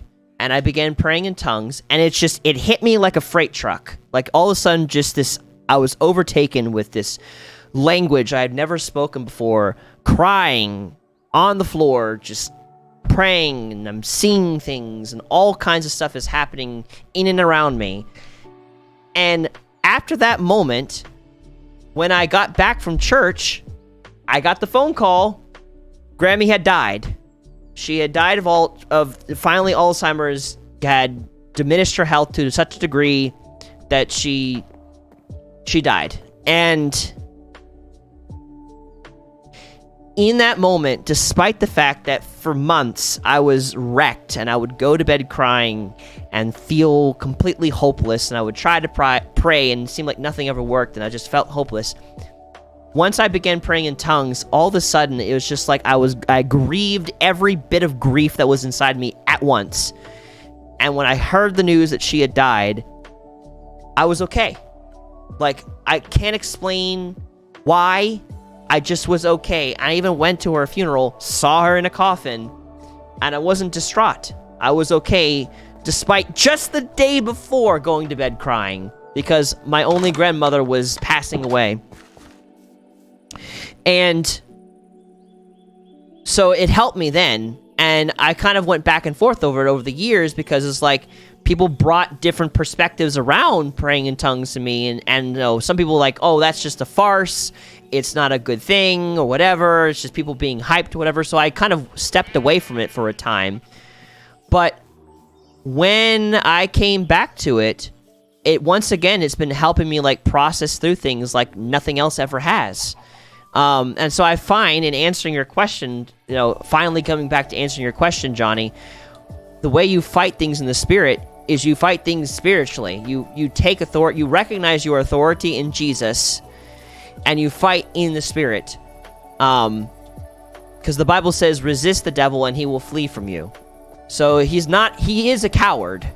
And his strength is his ability to make you believe that his reality is, like, his words are more true than reality is. That's what he does his whole time. You have to take authority over that. You have to decide, no, I'm not going to bend over and receive it in the ass. What do you have to say, Satan? I'm not doing that. I'm going to fight you. I'm going to say, get out of my life. You have no authority over me. And fight it in that way and pray. I want to take a second to read, because there's been some things being said here that I'm missing here. Study shows that having 5-knuckle shuffle 3 times a week is healthy, and I know about that one. I've watched my mom's ex-boyfriend beat her every day, so when I snapped and got the idiot out of the house, all of what happened is that my mom seemed to hate me more because I stopped him. So now I don't see the cow. I don't really care for people. If they are useful, they will be used. If I don't really care much, my life is ZYZ. I don't know what that stands for, but I'm fine with that. I know that I cannot be controlled, so I'm happy with that. First of all, Hell Knight. That's traumatic. That's some trauma to watch your mom be beat up by her ex, and then to add insult to injury, her be angry with you for trying to help her. Like, full stop. Just full stop. Stop everything I'm doing. That sucks. That is not okay. You should not have had to have gone through that. Much less, in a sense, be betrayed by your own mother, that she'd be angry with you for standing up for her. That's not okay. I know that you've worked through it to a point, but that really opens up like a whole new perspective on why you do as you do. Like, it makes sense now why you continue to beat other people up and random, well, in, I guess, consistent intervals of 2 to 3 weeks.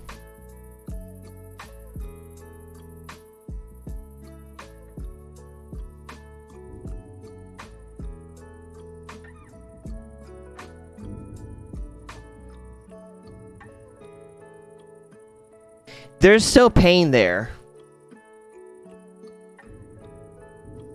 I don't know if you see it, but I can. They say stuff to me, and I ask them to stop, and they don't, so then I hit them. Because what you just described there, that sounds like a trauma response to me. That sounds like something that you've learned to do, given the things that you've seen, and the only way that you've known how to deal with it is to fight. Because the amount of strength that is necessary that it takes to even do what you do and do what you did it takes a lot of strength to do that.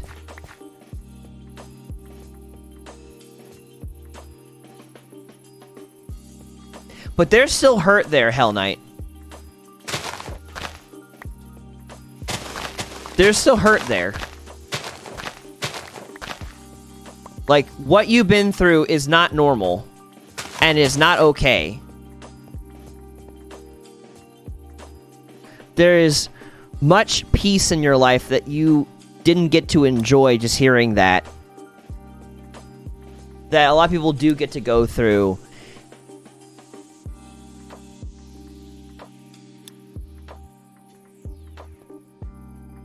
But I want you to know, Hell Knight, that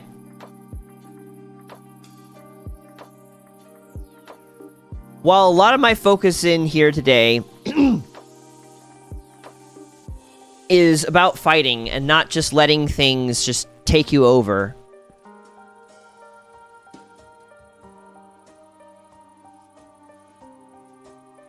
there are different kinds of strengths, and weakness does not necessarily mean a bad thing, because it gives an opportunity for other people to be strong for you and with you. It definitely it forced you into independence, but it also created a void, a lack within you too at the same time. Like, I don't view this as a straight, like, good win-win. Like, yes, you had to grow up, and you had to grow up faster than the average person did. But there's hurt. There's pain there that needs to be worked through. Well, that's good. I'm glad that he is, you know, good. I'm happy for that. I think four of the most major things that screwed me up and traumatized me was when my father overdosed on prescribed drugs and killed himself, and then dated a woman... Wait. Oh, then I dated a woman who faked being kidnapped and called 911 because she claimed that she was getting, not safe for work things happening to her that I can't talk about. Okay. And that was completely faked. I see. That would definitely be traumatic. That is...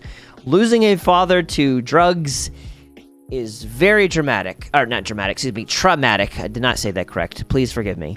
Is very traumatic, to kind of deal with that. Couple too many drinks a day. So he is pissed on the couch and can't move. Only issue. That is an issue, though. That is an issue.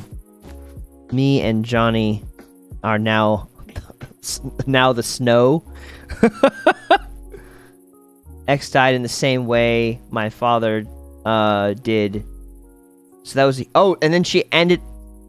So your ex died in the same way your father did. Oh gosh. Yeah, that is traumatic. Goodness gracious. Yeah.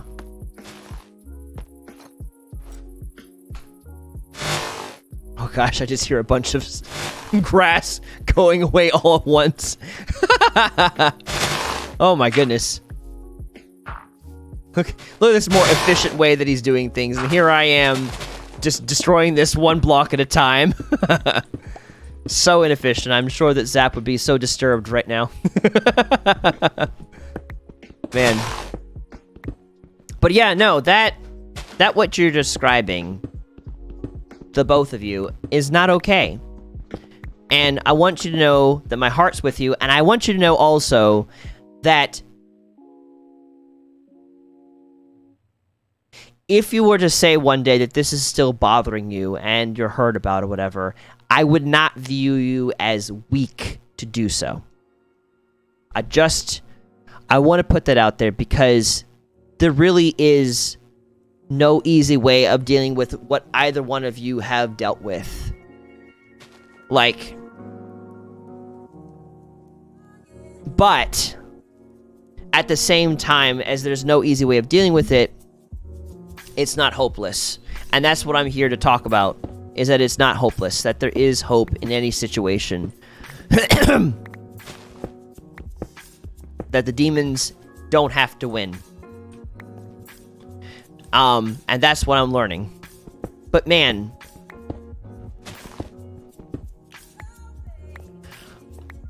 I would really, at some point, Hell Knight,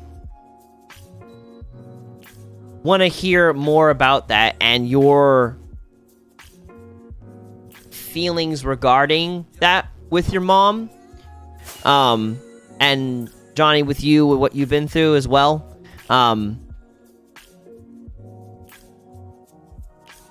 Because my heart really goes out to you guys. No, Johnny, there's not your fault. It really is not your fault. The things that have happened were things that are outside of your control.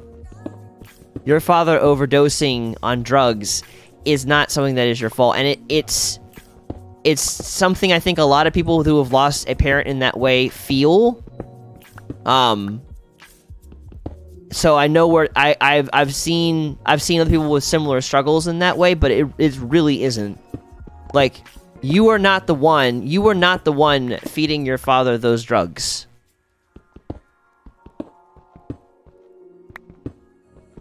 And that's further sad, Hell Knight. Like, that's not okay. Like, I'm gonna take a second, and I'm going to pull back a Christian layer real quick, and just say to that Hell Knight that is some petty shit. What you're describing there, because it is not okay for a mom to put her abusive boyfriend over her son. And that would be very hurtful, regardless of how you've handled the situation, Hell Knight. that is a hurtful thing to be done that strikes to the heart. And there's a lot of damage that's there that I can see. And ways that I've seen you try to kind of make up for that in your fights. And I bet you that's probably a great source of why you feel... I feel like that's probably a great source of why you feel like people are just there to be used. What you've been through, it's come from that. And the fact that that's a feeling you still grapple with tells me there's still pain and hurt that needs to be worked with from that past that you've lived through, Hell Knight. And then my grandfather cheated on my grandmother, and now he lives with us. But I remember the screaming and yelling that day when she found out, and he was in the hospital, and we thought he was dying. That's not okay either, yeah. That's not. That's a lot, Johnny. Like, that is a lot. And my heart goes out to you on that one.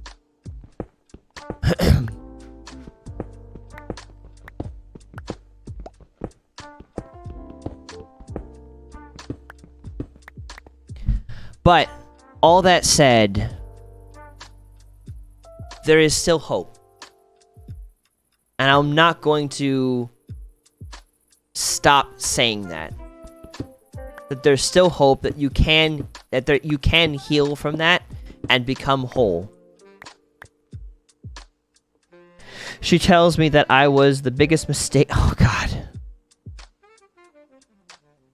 And I got kicked out 14 years old, and my life has gotten a lot better since. And now I know that useful people are the ones you want to be around. I've done counseling for years, and it's never helped. I have PTSD and ADHD and a whole lot of other stuff. Yeah. There's a lot going on there, obviously.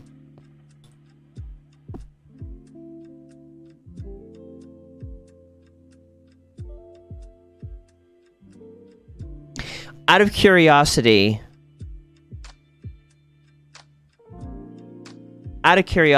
Johnny, when you're having counseling, how was that experience for you? Was the counselor very active in listening? Were they... How did they treat you in that time frame when you were going through that, Johnny? Because I'm curious, you're saying that it did not help, so I'm curious, like, what that experience was like for you.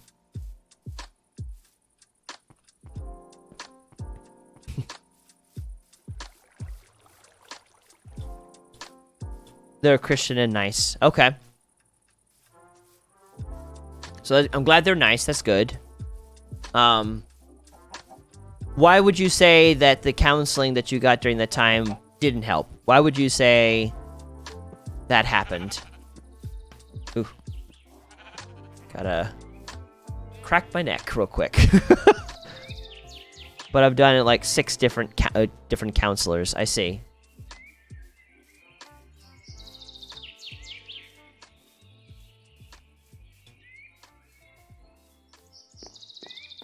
But yes, I'm curious, like, why... So you say it did not help you, so I'm curious, like, what that looked like, specifically. My tools are low, so I'll have to come back, Brandon. Okay. All good.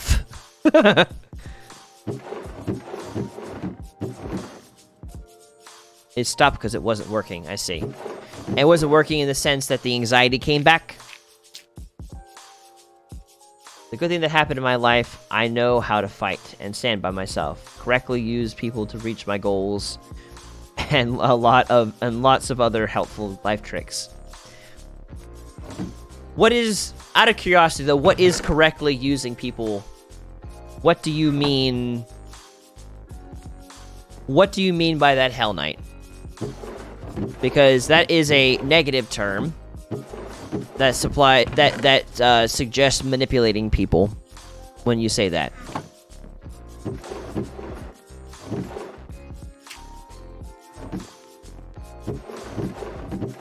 but I'm not sure if that's the way you're meaning that. I just know that's how it can be interpreted. I'm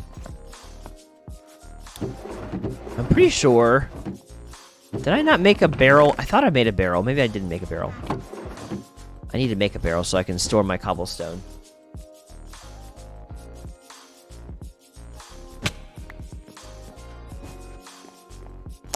Let's see here. Go here. Make a oak barrel.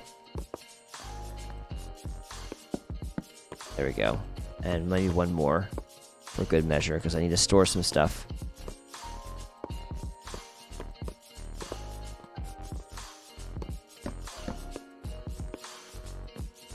I'm curious, Johnny. What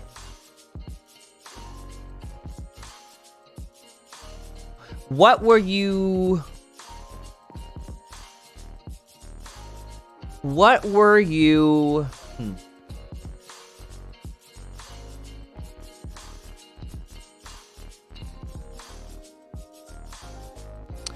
don't know how to ask this question. I have to think about how to ask this question.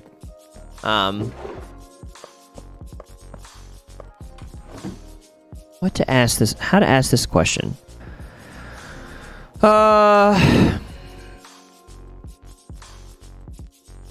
One question that's coming to mind, what sort of tools did the counselors give you? And another question that's coming to mind was, what were you hoping to get from counseling? And when I say tools, I mean like methods of dealing with anxiety or anger or frustration, or that, like, what kind of tools did you walk away from the conversations with them? Mostly advice. Like, what sort of advice were they giving you in that time frame as you were going through that has not worked? Because I'm curious about that. And then seeing what you're saying, Hell Knight. When someone has a use them once you get what you want. They are not useful. So basically, I keep moving on by myself to make sure that I don't get betrayed by people that think I care, think care about me, that they think care about me, that I think care about me. Ah, the phone is about to die. I'll have to pop up soon. Dang it. Okay.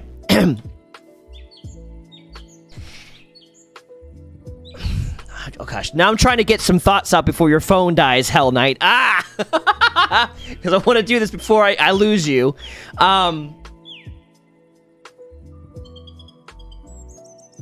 People that I can think care about me don't use me. People that I think care about me don't use me, and I use them before. So when someone has a use, I use them. Once you get what you want, they are not useful. So basically, you keep on moving by yourself to make sure that you don't get betrayed by people you think care about you. Okay. So that sounds like a trauma response, Hell Knight. Like, straight up, that sounds like anxiety speaking. Like, that's not a strong, confident man speaking. That sounds like a weak, scared man speaking. Of leaving them before they have the chance to hurt me. A person who has not yet really worked through the trauma that he's dealt with from his mom. Because to a strong man... Well, that's the thing. That's not true. That's not true that you're not scared of them, because if you truly weren't scared of them, you would still be in their life to truly see if they're toxic or not. You wouldn't just, like, get what you need and then once you get it, bounce. Like, you would stay committed in that relationship with them, however that relationship may look, and view it as a relationship, be it a friendship or otherwise. But what you're describing is a fear response because you saw it modeled by the people that are supposed to be close to you, they're supposed to protect you and take care of you, but failed at doing so, and then called you a mistake and the biggest problem in their life. Like, what you're just describing there is your method, your scared reaction to that happening again to you. That wouldn't be a thing that you would feel necessary to do if you weren't scared. Because you would know that people can't hurt you in that same way.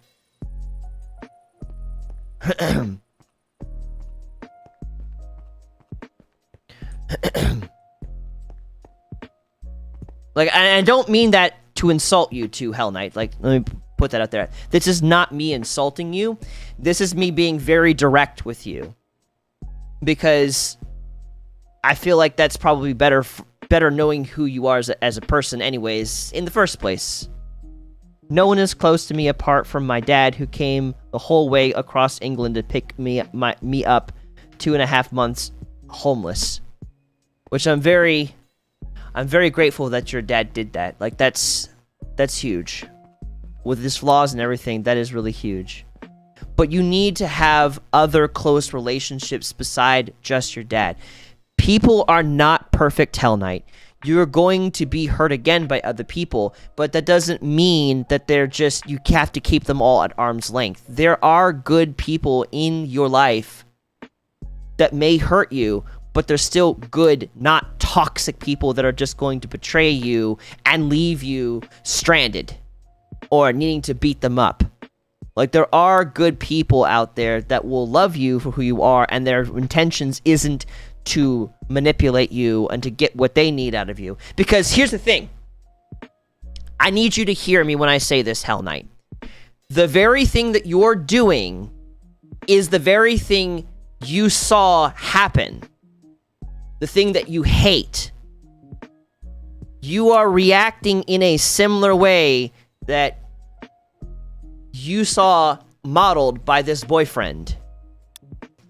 He probably similarly used your mom for the sake of can't keep people close, so instead you're gonna, keep them in a place, make them feel less than, beat them down.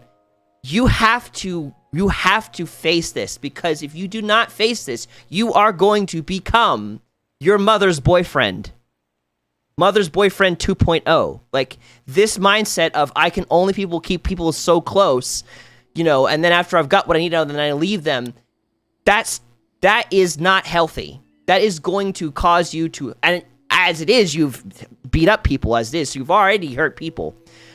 But the very thing that you saw modeled in a very terrible and horrible way, the way you do overcome that, you have to face that again. You're not over it yet.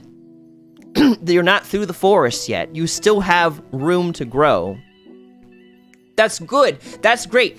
But there's more than sticks and stones that hurt people. There's words. And there's some things that are not, they're more hurtful than hurt, like punching a person. Like, you don't have to punch a woman to hurt a woman. Abandoning her because you're too close is hurtful to a woman.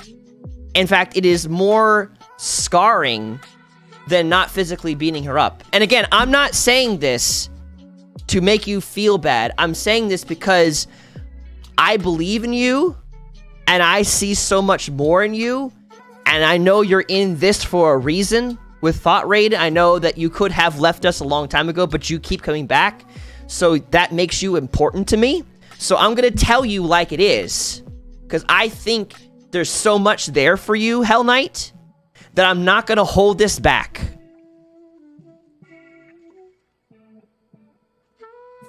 You are more than that. You care about people, and you very much so care that not be hurt again, so you actively go on the attack so that you don't have to be hurt. But that's a fear-based response, and that's not who you are. That's how you've learned to cope with a shitty growing up experience.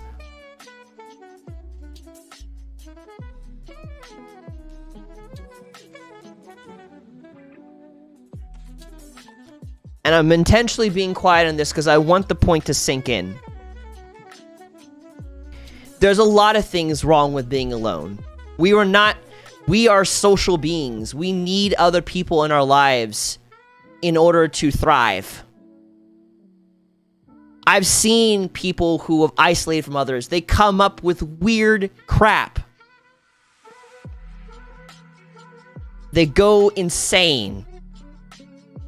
and they hurt people in the process because they isolate and they don't allow other people in. It's not healthy. We are not, unfortunately, whether you can say evolution caused us to be this way or God caused us to be this way, wherever you're standing on that, doesn't really matter. It is what it is.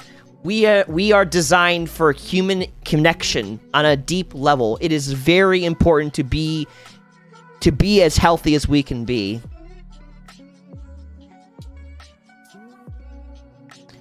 And I'm proud of you, Johnny.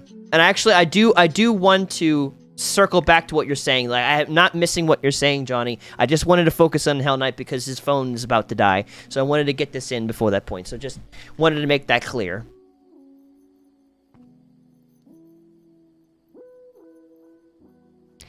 It is strength and it is boldness. It is strength and it is boldness to be vulnerable with somebody and to let them... And that's good, Hell Knight. But it's strength, it's not weakness to let someone be close to you into a space where they have the potential to hurt you. You're not going to know true, deep, meaningful, healing relationships if you do not allow someone to have that space near you, that proximity to potential to hurt you. And that's scary because you could end up giving that to the wrong person and then they can hurt you. But that's why I want to be here, Hell Knight. That's why I do... God, I'm getting proclaimed. That's why I do Thought Raid. Because I want to be able to be there for people to help them navigate their own thoughts and their own lives so that they can avoid the pain and suffering that I've been through and I've seen other people go through. And we can be a space, Hell Knight, to help you navigate finding healthy, meaningful relationships that is not going to result in you being hurt. Can't promise that you're never going to have that, but I can promise that I'm going to do the best that I can to be there for you and to raise up a team of people around me that can also be there for you, like Noah and Lauren. But that's what I want to be for that. But that's requiring you, though, to take a risk and to allow yourself to be vulnerable and to need people.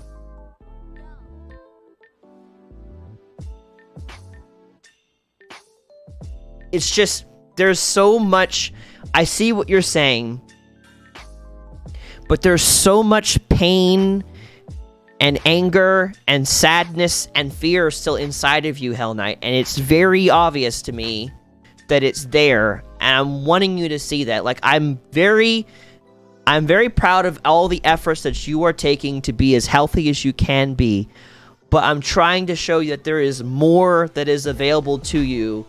Further that you can go, there is more love, there is more joy and acceptance that is available to you, but it's on the other side of you beginning to take the steps, the chances to let people in ways that you otherwise had seen done wrong and poorly early on. I didn't grow up with parents that said horrible things to me like your mom said to you. I grew up with a mom who... I grew up with a mom, okay, who when she was young, she had a brother. And when her brother died, her parents decided that their dead son was more important than their living mom. Their living daughter. And so all of a sudden, my mom, as a child, had to grow up and take care of herself.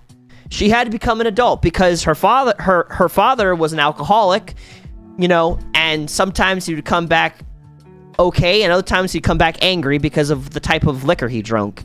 And her mom, my grandmother, never was kind to her. Like, my grandmother, although she was kind to me, said that my mom was fat, that my mom needed to go to Bobo the tent maker to get her clothes, even though she was super skinny growing up. Like, treated her like trash the whole time. Smoked her lungs into oblivion, too. on top of it. My grandmother, that is. And so experiencing that, my mom was like, I don't want that for my son. I don't want my son to deal with what I had to go through. And so I grew up with a stable mom who did her damn best to love me as a Christian, to make me feel safe, to fight for me. And I love her very dearly.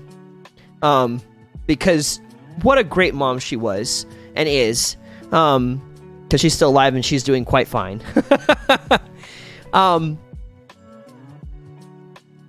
And I grew up with a father who had my grandfather who wasn't very emotional and didn't know how to, show my dad how to be a man. Was very religious, and there was a lot of things that my grandfather did that just was not helpful for my dad. I grew up with him, again, wanting to be better for me than his dad was able to be for him. So I grew up very, very fortunate to have two stable parents that are still married, that put each other first, would die for each other, and would die for me. I grew up with that sort of stability, and even when I did things that they saw was a sin or bad, they didn't reject me for it. They didn't try to hurt me for it or anything. Like, they were there. And so because of that, I have a little bit more of a secure attachment to people and understand and had a better start to recognize that not everyone's out there to use me, because my parents were out there to use me. So I didn't start with those assumptions that everyone was there to use me. And that's honestly why I kind of dealt with narcissists in the beginning of my life, because, my parents have never used me, but apparently some people can and do, and they are real and they exist, and it sucks. But I had that good starting point, so I'm able to know and see what you may not be able to see yet, Hell Knight, that there are truly trustworthy people out there that are not going to step on you, that are not going to treat you like crap, they're not going to use and abuse you, that you're not going to have to protect yourself from. So I don't know, I want to put that out there as an encouragement, and now I want to stop for a second and read what's being said. I try to keep it as healthy as possible I can, training as much as possible, but I don't hurt people if I don't talk to them in the beginning when I read that. My dad is a G. He is my best friend. I would say the only reason I'm not dead. I don't understand why I need more people when I have the only person I need. And then Jeremy, you're saying being alone was a helpful defense against the pain, but actually I'm missing things you said. You said originally you don't have to hit a woman to hurt them, Hell Knight. Not a jab. I'm saying this from experience. I've had those same thoughts when I was younger, and the words can be a good code to have, but unless you learn how to handle your emotions, even against another man, those walls you built up can keep you tied down. Again, I speak from experience, not just words. Being alone was a helpful defense against the pain, but I've been learning that trying to be vulnerable has helped me go from only living in pain to learning how to heal from the traumas of my past. And then you asked, what is going to happen if he fails you? And he said, phone's a couple of percents, I'll be gone soon. So Hell Knight, that's a good question actually from Jeremy. What are you going to do if your dad fails you? Because your dad, we already know your dad's not perfect. We already know that your dad has a drinking problem. So he is very likely to fail you at some point. And that, Hell Knight, is the reason why you need more friends. That's the reason why. I feel this deeply. The things that you've been saying I've experienced in my own mind, and I've been allowed to learn because of those people who have allowed me to be vulnerable. Well, not just if he dies. I'm just saying, what if he fails you? Like, what if he does something that hurts you? What do you do then? I think that's what Jeremy is asking. If I'm wrong, correct me, Jeremy.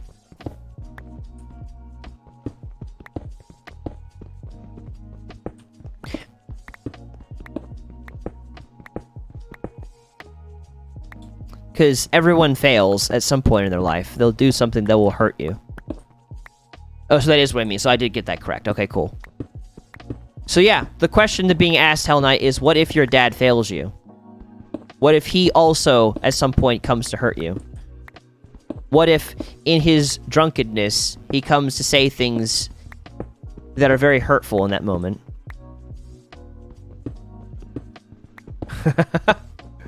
Hmm.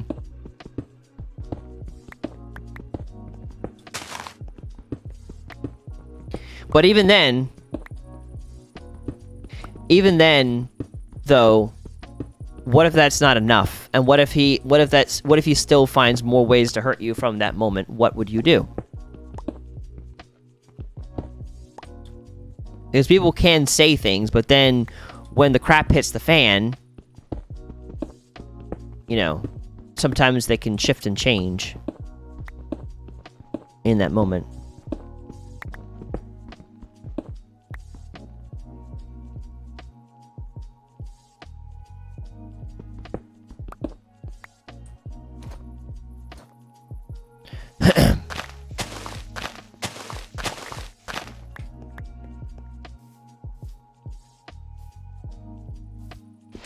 Cut that too. I want to get this dirt. There we go. Just slowly taking this one layer at a time. No proficiency at all. My dad fails me. I've got fake friends online to play with.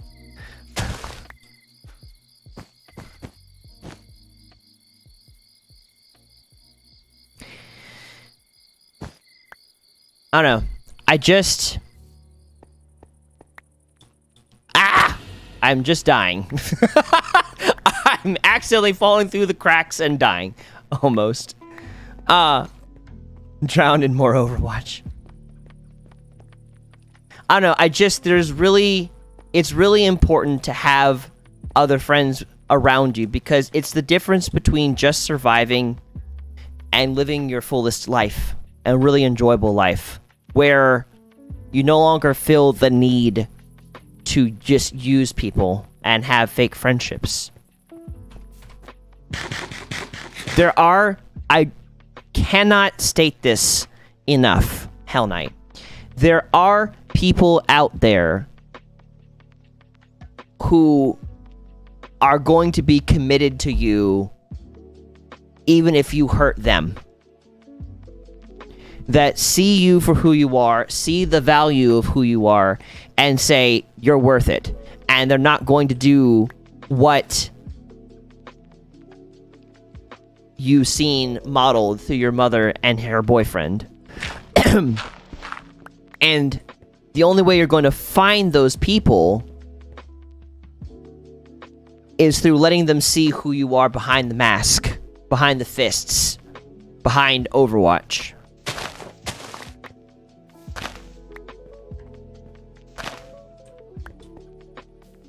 Like, there's a lot of things that my parents have been able to help me with, especially being as healthy as they are. But there's a lot of things they couldn't help me with that only friends were able to help me with.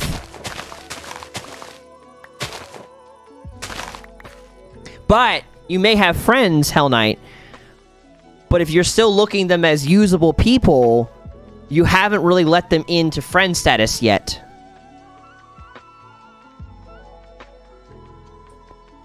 Like, true friendship comes when you open up that space where they have the potential to hurt you, where they cannot be used and you cannot, they cannot be used and you can't just slip out the back door.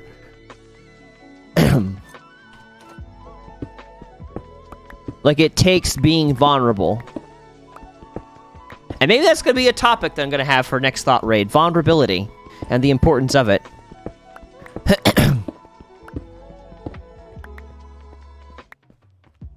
Because that's really important. I know some people that are working through that now, presently. Like, for someone to be a really close friend with you, they have to see your pain. They have to see your hurt, and they have to see it in a way that's not just, What's the word? They have to see your pain, not in a way that is cultured, not in a way that's curated. That's where I'm trying to find. So maybe that'd be a great next topic to have about being vulnerable. That'll be my next. That'll be for Monday of next week.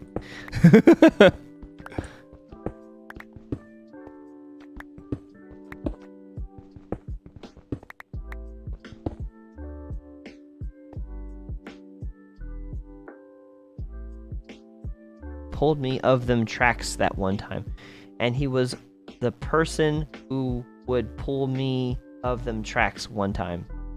I don't quite understand that one. Oh, that's hard.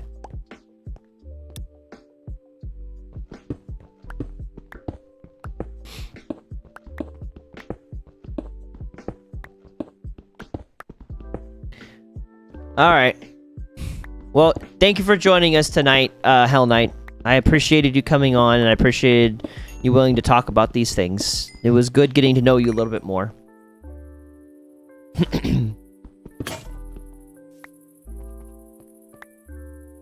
Yeah, that's really hard. I didn't have the courage to be there when my previous dog, Gadget, was put down. I was not there for that. I would have. I could handle it now. I needed to know and realize that I could handle it, but it was hard at the time because I loved him a lot. He was a really good dog. But Johnny, I wanted to take a second and respond to what you said, and then I guess I'm gonna end with that because it's getting late, so I should probably end here soon myself. Because you mentioned earlier on, because we were talking about you and the experience with counseling and stuff. They helped you with your dimension. I asked you, like, what things did they help you with? And you said it was mostly advice, like breathing skills or like thought choices. I see. Okay. And then you said, I've been abused and rejected by many women, and that's why I'm kind of LGBTQ, I think. I can understand that. Where that comes from.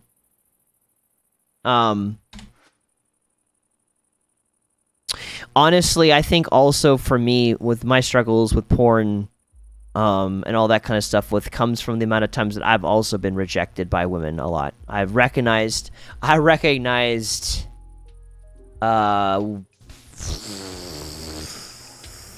maybe about a month ago now, maybe 2 or 3 months ago, no, not months, weeks ago, I came to recognize that my drive towards other men came from a space of fear of rejection of women and realizing that I was scared of women. And so it was hard for me to find as many women as attractive because they were not safe to me. So I think that's valid to say that, like, that's why you feel that way is probably definitely coming from the being hurt by women in that manner. That would be where that's coming from.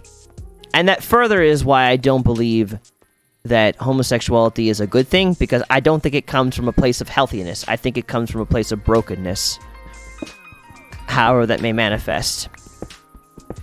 I've yet to see a homosexual person get there because they're healthy and that was the natural conclusion. I've only seen it happen because, people pleasing, hurt, trauma, fear of rejection, not really comfortable with who they are, a lot of different things, like not really integrating their own form of manliness. I think that's all I've really seen. So yeah. I feel like, out of curiosity, Johnny, when you were going to counseling, how often did the counselors that you can remember validate what you were feeling and just simply listen to what you were going through? Was it a matter that they would listen a little bit and then they would quickly try to give advice? Like, how did that end up looking, if I may ask?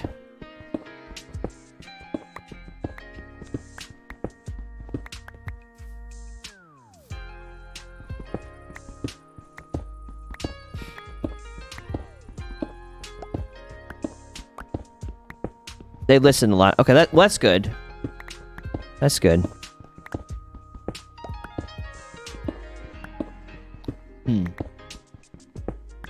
It just doesn't work for me. So, what has worked thus far, out of curiosity? If you were to objectively look at all the things that you've done to be able to be okay in the situation that you're in, with all the things you've been through, what would you say has worked?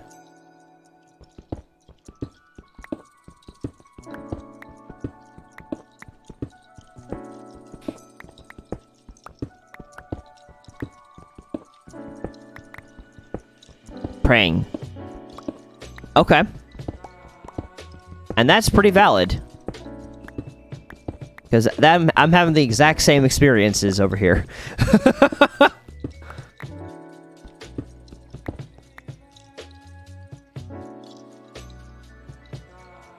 Trying to figure out what's best for me.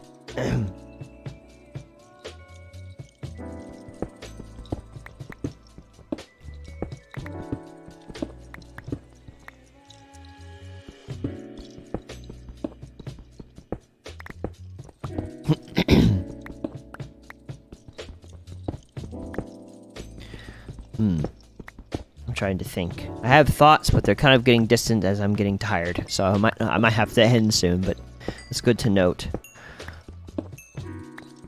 Sometimes I wish I had infinite energy, but I do not. I have limited energy. I would have to learn and teach myself to get better. That's working best for me.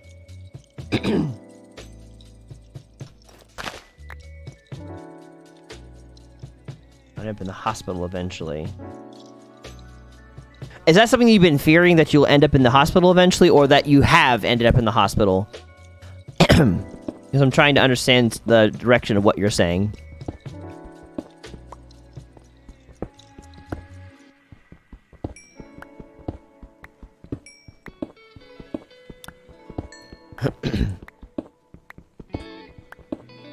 Eventually, it got so bad with the depression and the cutting that I almost died. Okay. Oh, so you did. Okay, past tense did happen. Got it.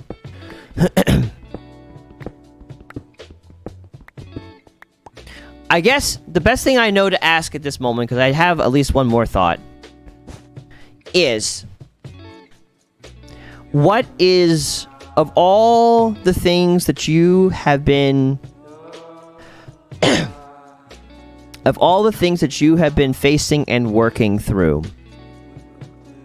what is one area that you still haven't been able to, like, you recognize that you haven't been able to heal from? Like, something that often has plagued your mind, has run through your head on replay, and it's been stealing your joy.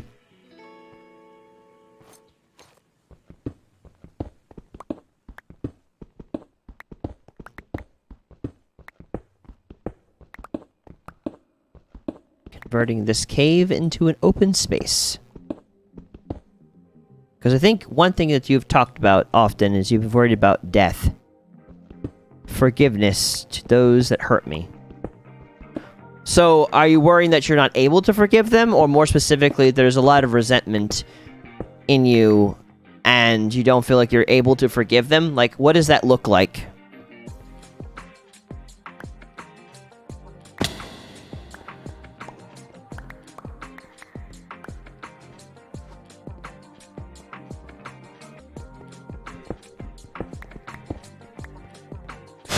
Oh, God. I was not prepared for the that just happened. I've been spooked. As much as I've said and forgiven, I still can't forgive them deep inside. And has that been like a matter of like that's something that's been causing you anxiety that you cannot forgive them?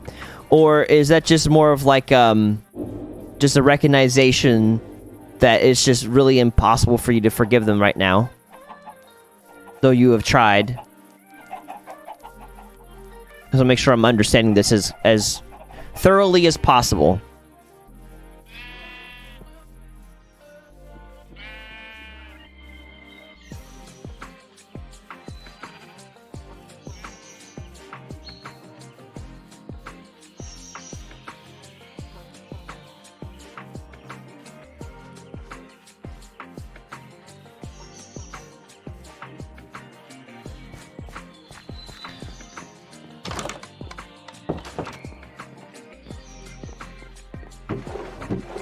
Ooh.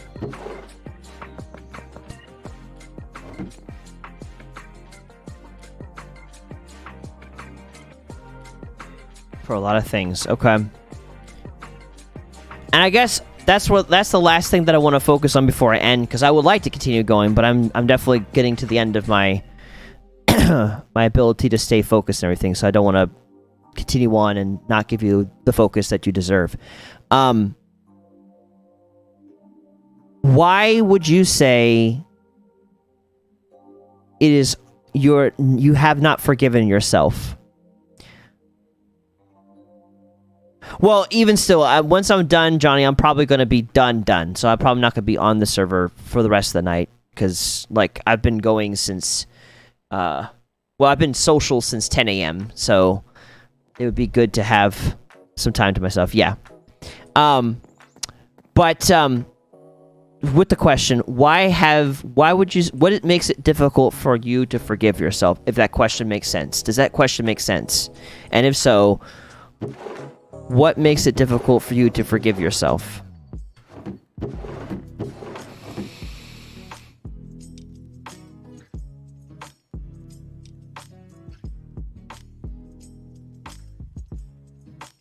And what...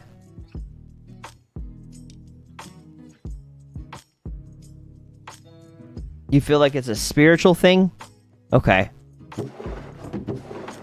But what evidence do you have to suggest that these overdoses, for instance, is your fault? Like, who's telling you it's your fault?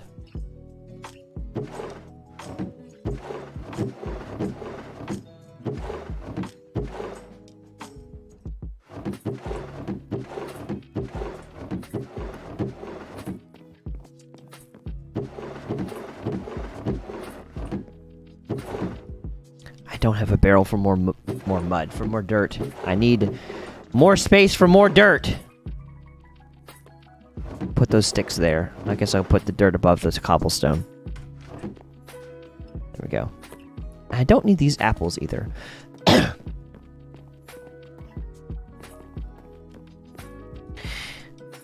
I made my ex so mad because she's different. I don't know how to describe her. She's crazy, but she said I drove her to suicide. So she said that. Okay. And was that like, did someone say something similar with when it came to your dad? Did someone blame you for his death?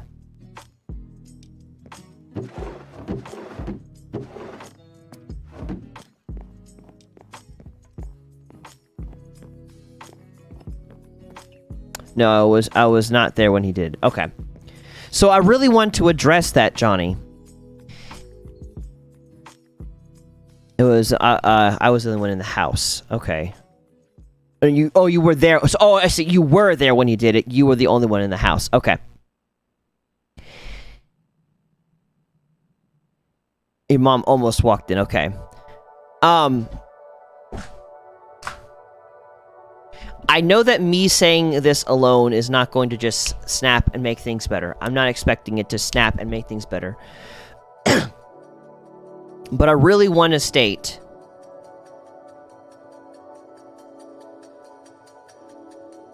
but God told her audibly, I don't know why. He said, don't go in. I don't know about that either. I don't have an answer to that.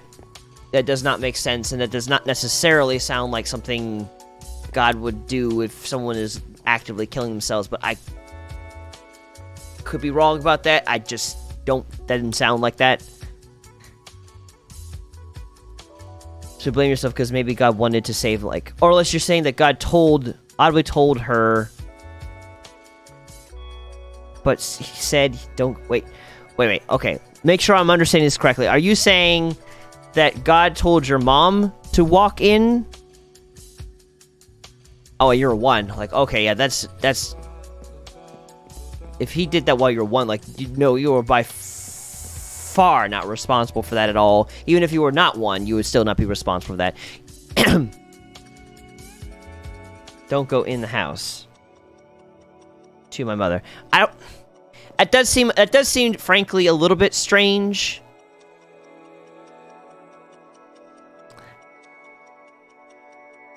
And they scared her. And then it scared her. I don't know. I don't know what to think about that. I can't speak for God, but for what I understand of him, I don't think God would just encourage someone to stay away from saving someone's life. I don't know. But I don't know the full situation. I'm not God, so I can't fully speak to that. But what I do want to speak to, and I feel more confident to speak to, is that both of these suicides, even especially with your girlfriend, both of these are not your fault. Despite the fact... Well, we could talk about that later then, because it'd be good to have more context to that, I suppose. But still, they're not your fault. And with her blaming you, like, you are not the one who forced her to overdose, if that's what she did. Like, you're not the one putting the pills in her hands and making her take those pills. We are not responsible for other people's feelings. They are responsible to God and themselves for their own feelings. You are not to blame for someone else committing suicide. It's not your fault. It can never be your fault. If you end up being responsible, it's called murder, and you've actually hurt the person because you were the one that caused them to die. And that's murder. But that's not what happened here. They decided they wanted to end their life. For whatever reasons that they affix to you, sure. But that doesn't mean you are the one that's responsible for that. Because they had the ability and didn't take it to get counseling. They had the ability and didn't take it to be able to go and talk to someone and work through their suicidal thinking. They didn't decide to do that. They decided to end their life and lie. It does not put the blame on you. You are not responsible for someone else's suicide. That is not you. That is on them. They are responsible for their suicide. They are the reason why they killed themselves. Literally. And the brokenness that they experienced to drive them to think that that was okay. But it is not you are not the one who is responsible for that.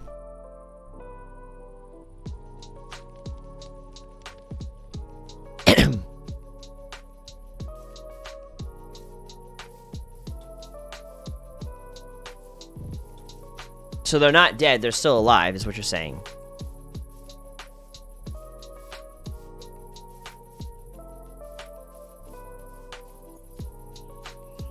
Okay. And you're telling me that they went to heaven and came back, and then they told you that you were responsible for them for committing suicide? Is that what I'm led to believe? Or did she tell you that before she died? So it was after. Okay, yeah. That's more than likely, Johnny, that's manipulation. That's her trying to manipulate you to get something out of you and not what actually happened. People that use the threat of suicide are oftentimes manipulative, and they're using it, and they're not actually serious about it.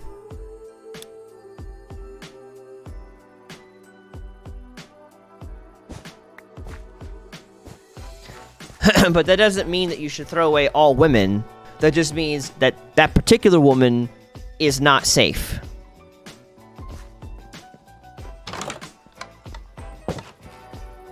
Although, to be fair, I do think that before you'd probably be ready to do more dating, though, there's probably more trauma that you need to work through before that point. because you've got a lot of stuff going on in there. That'd be a lot of baggage to bring into a relationship. So I think more so, it'd be good to be cautious to work through the trauma that you've been through. There's still more to be talked about and worked through.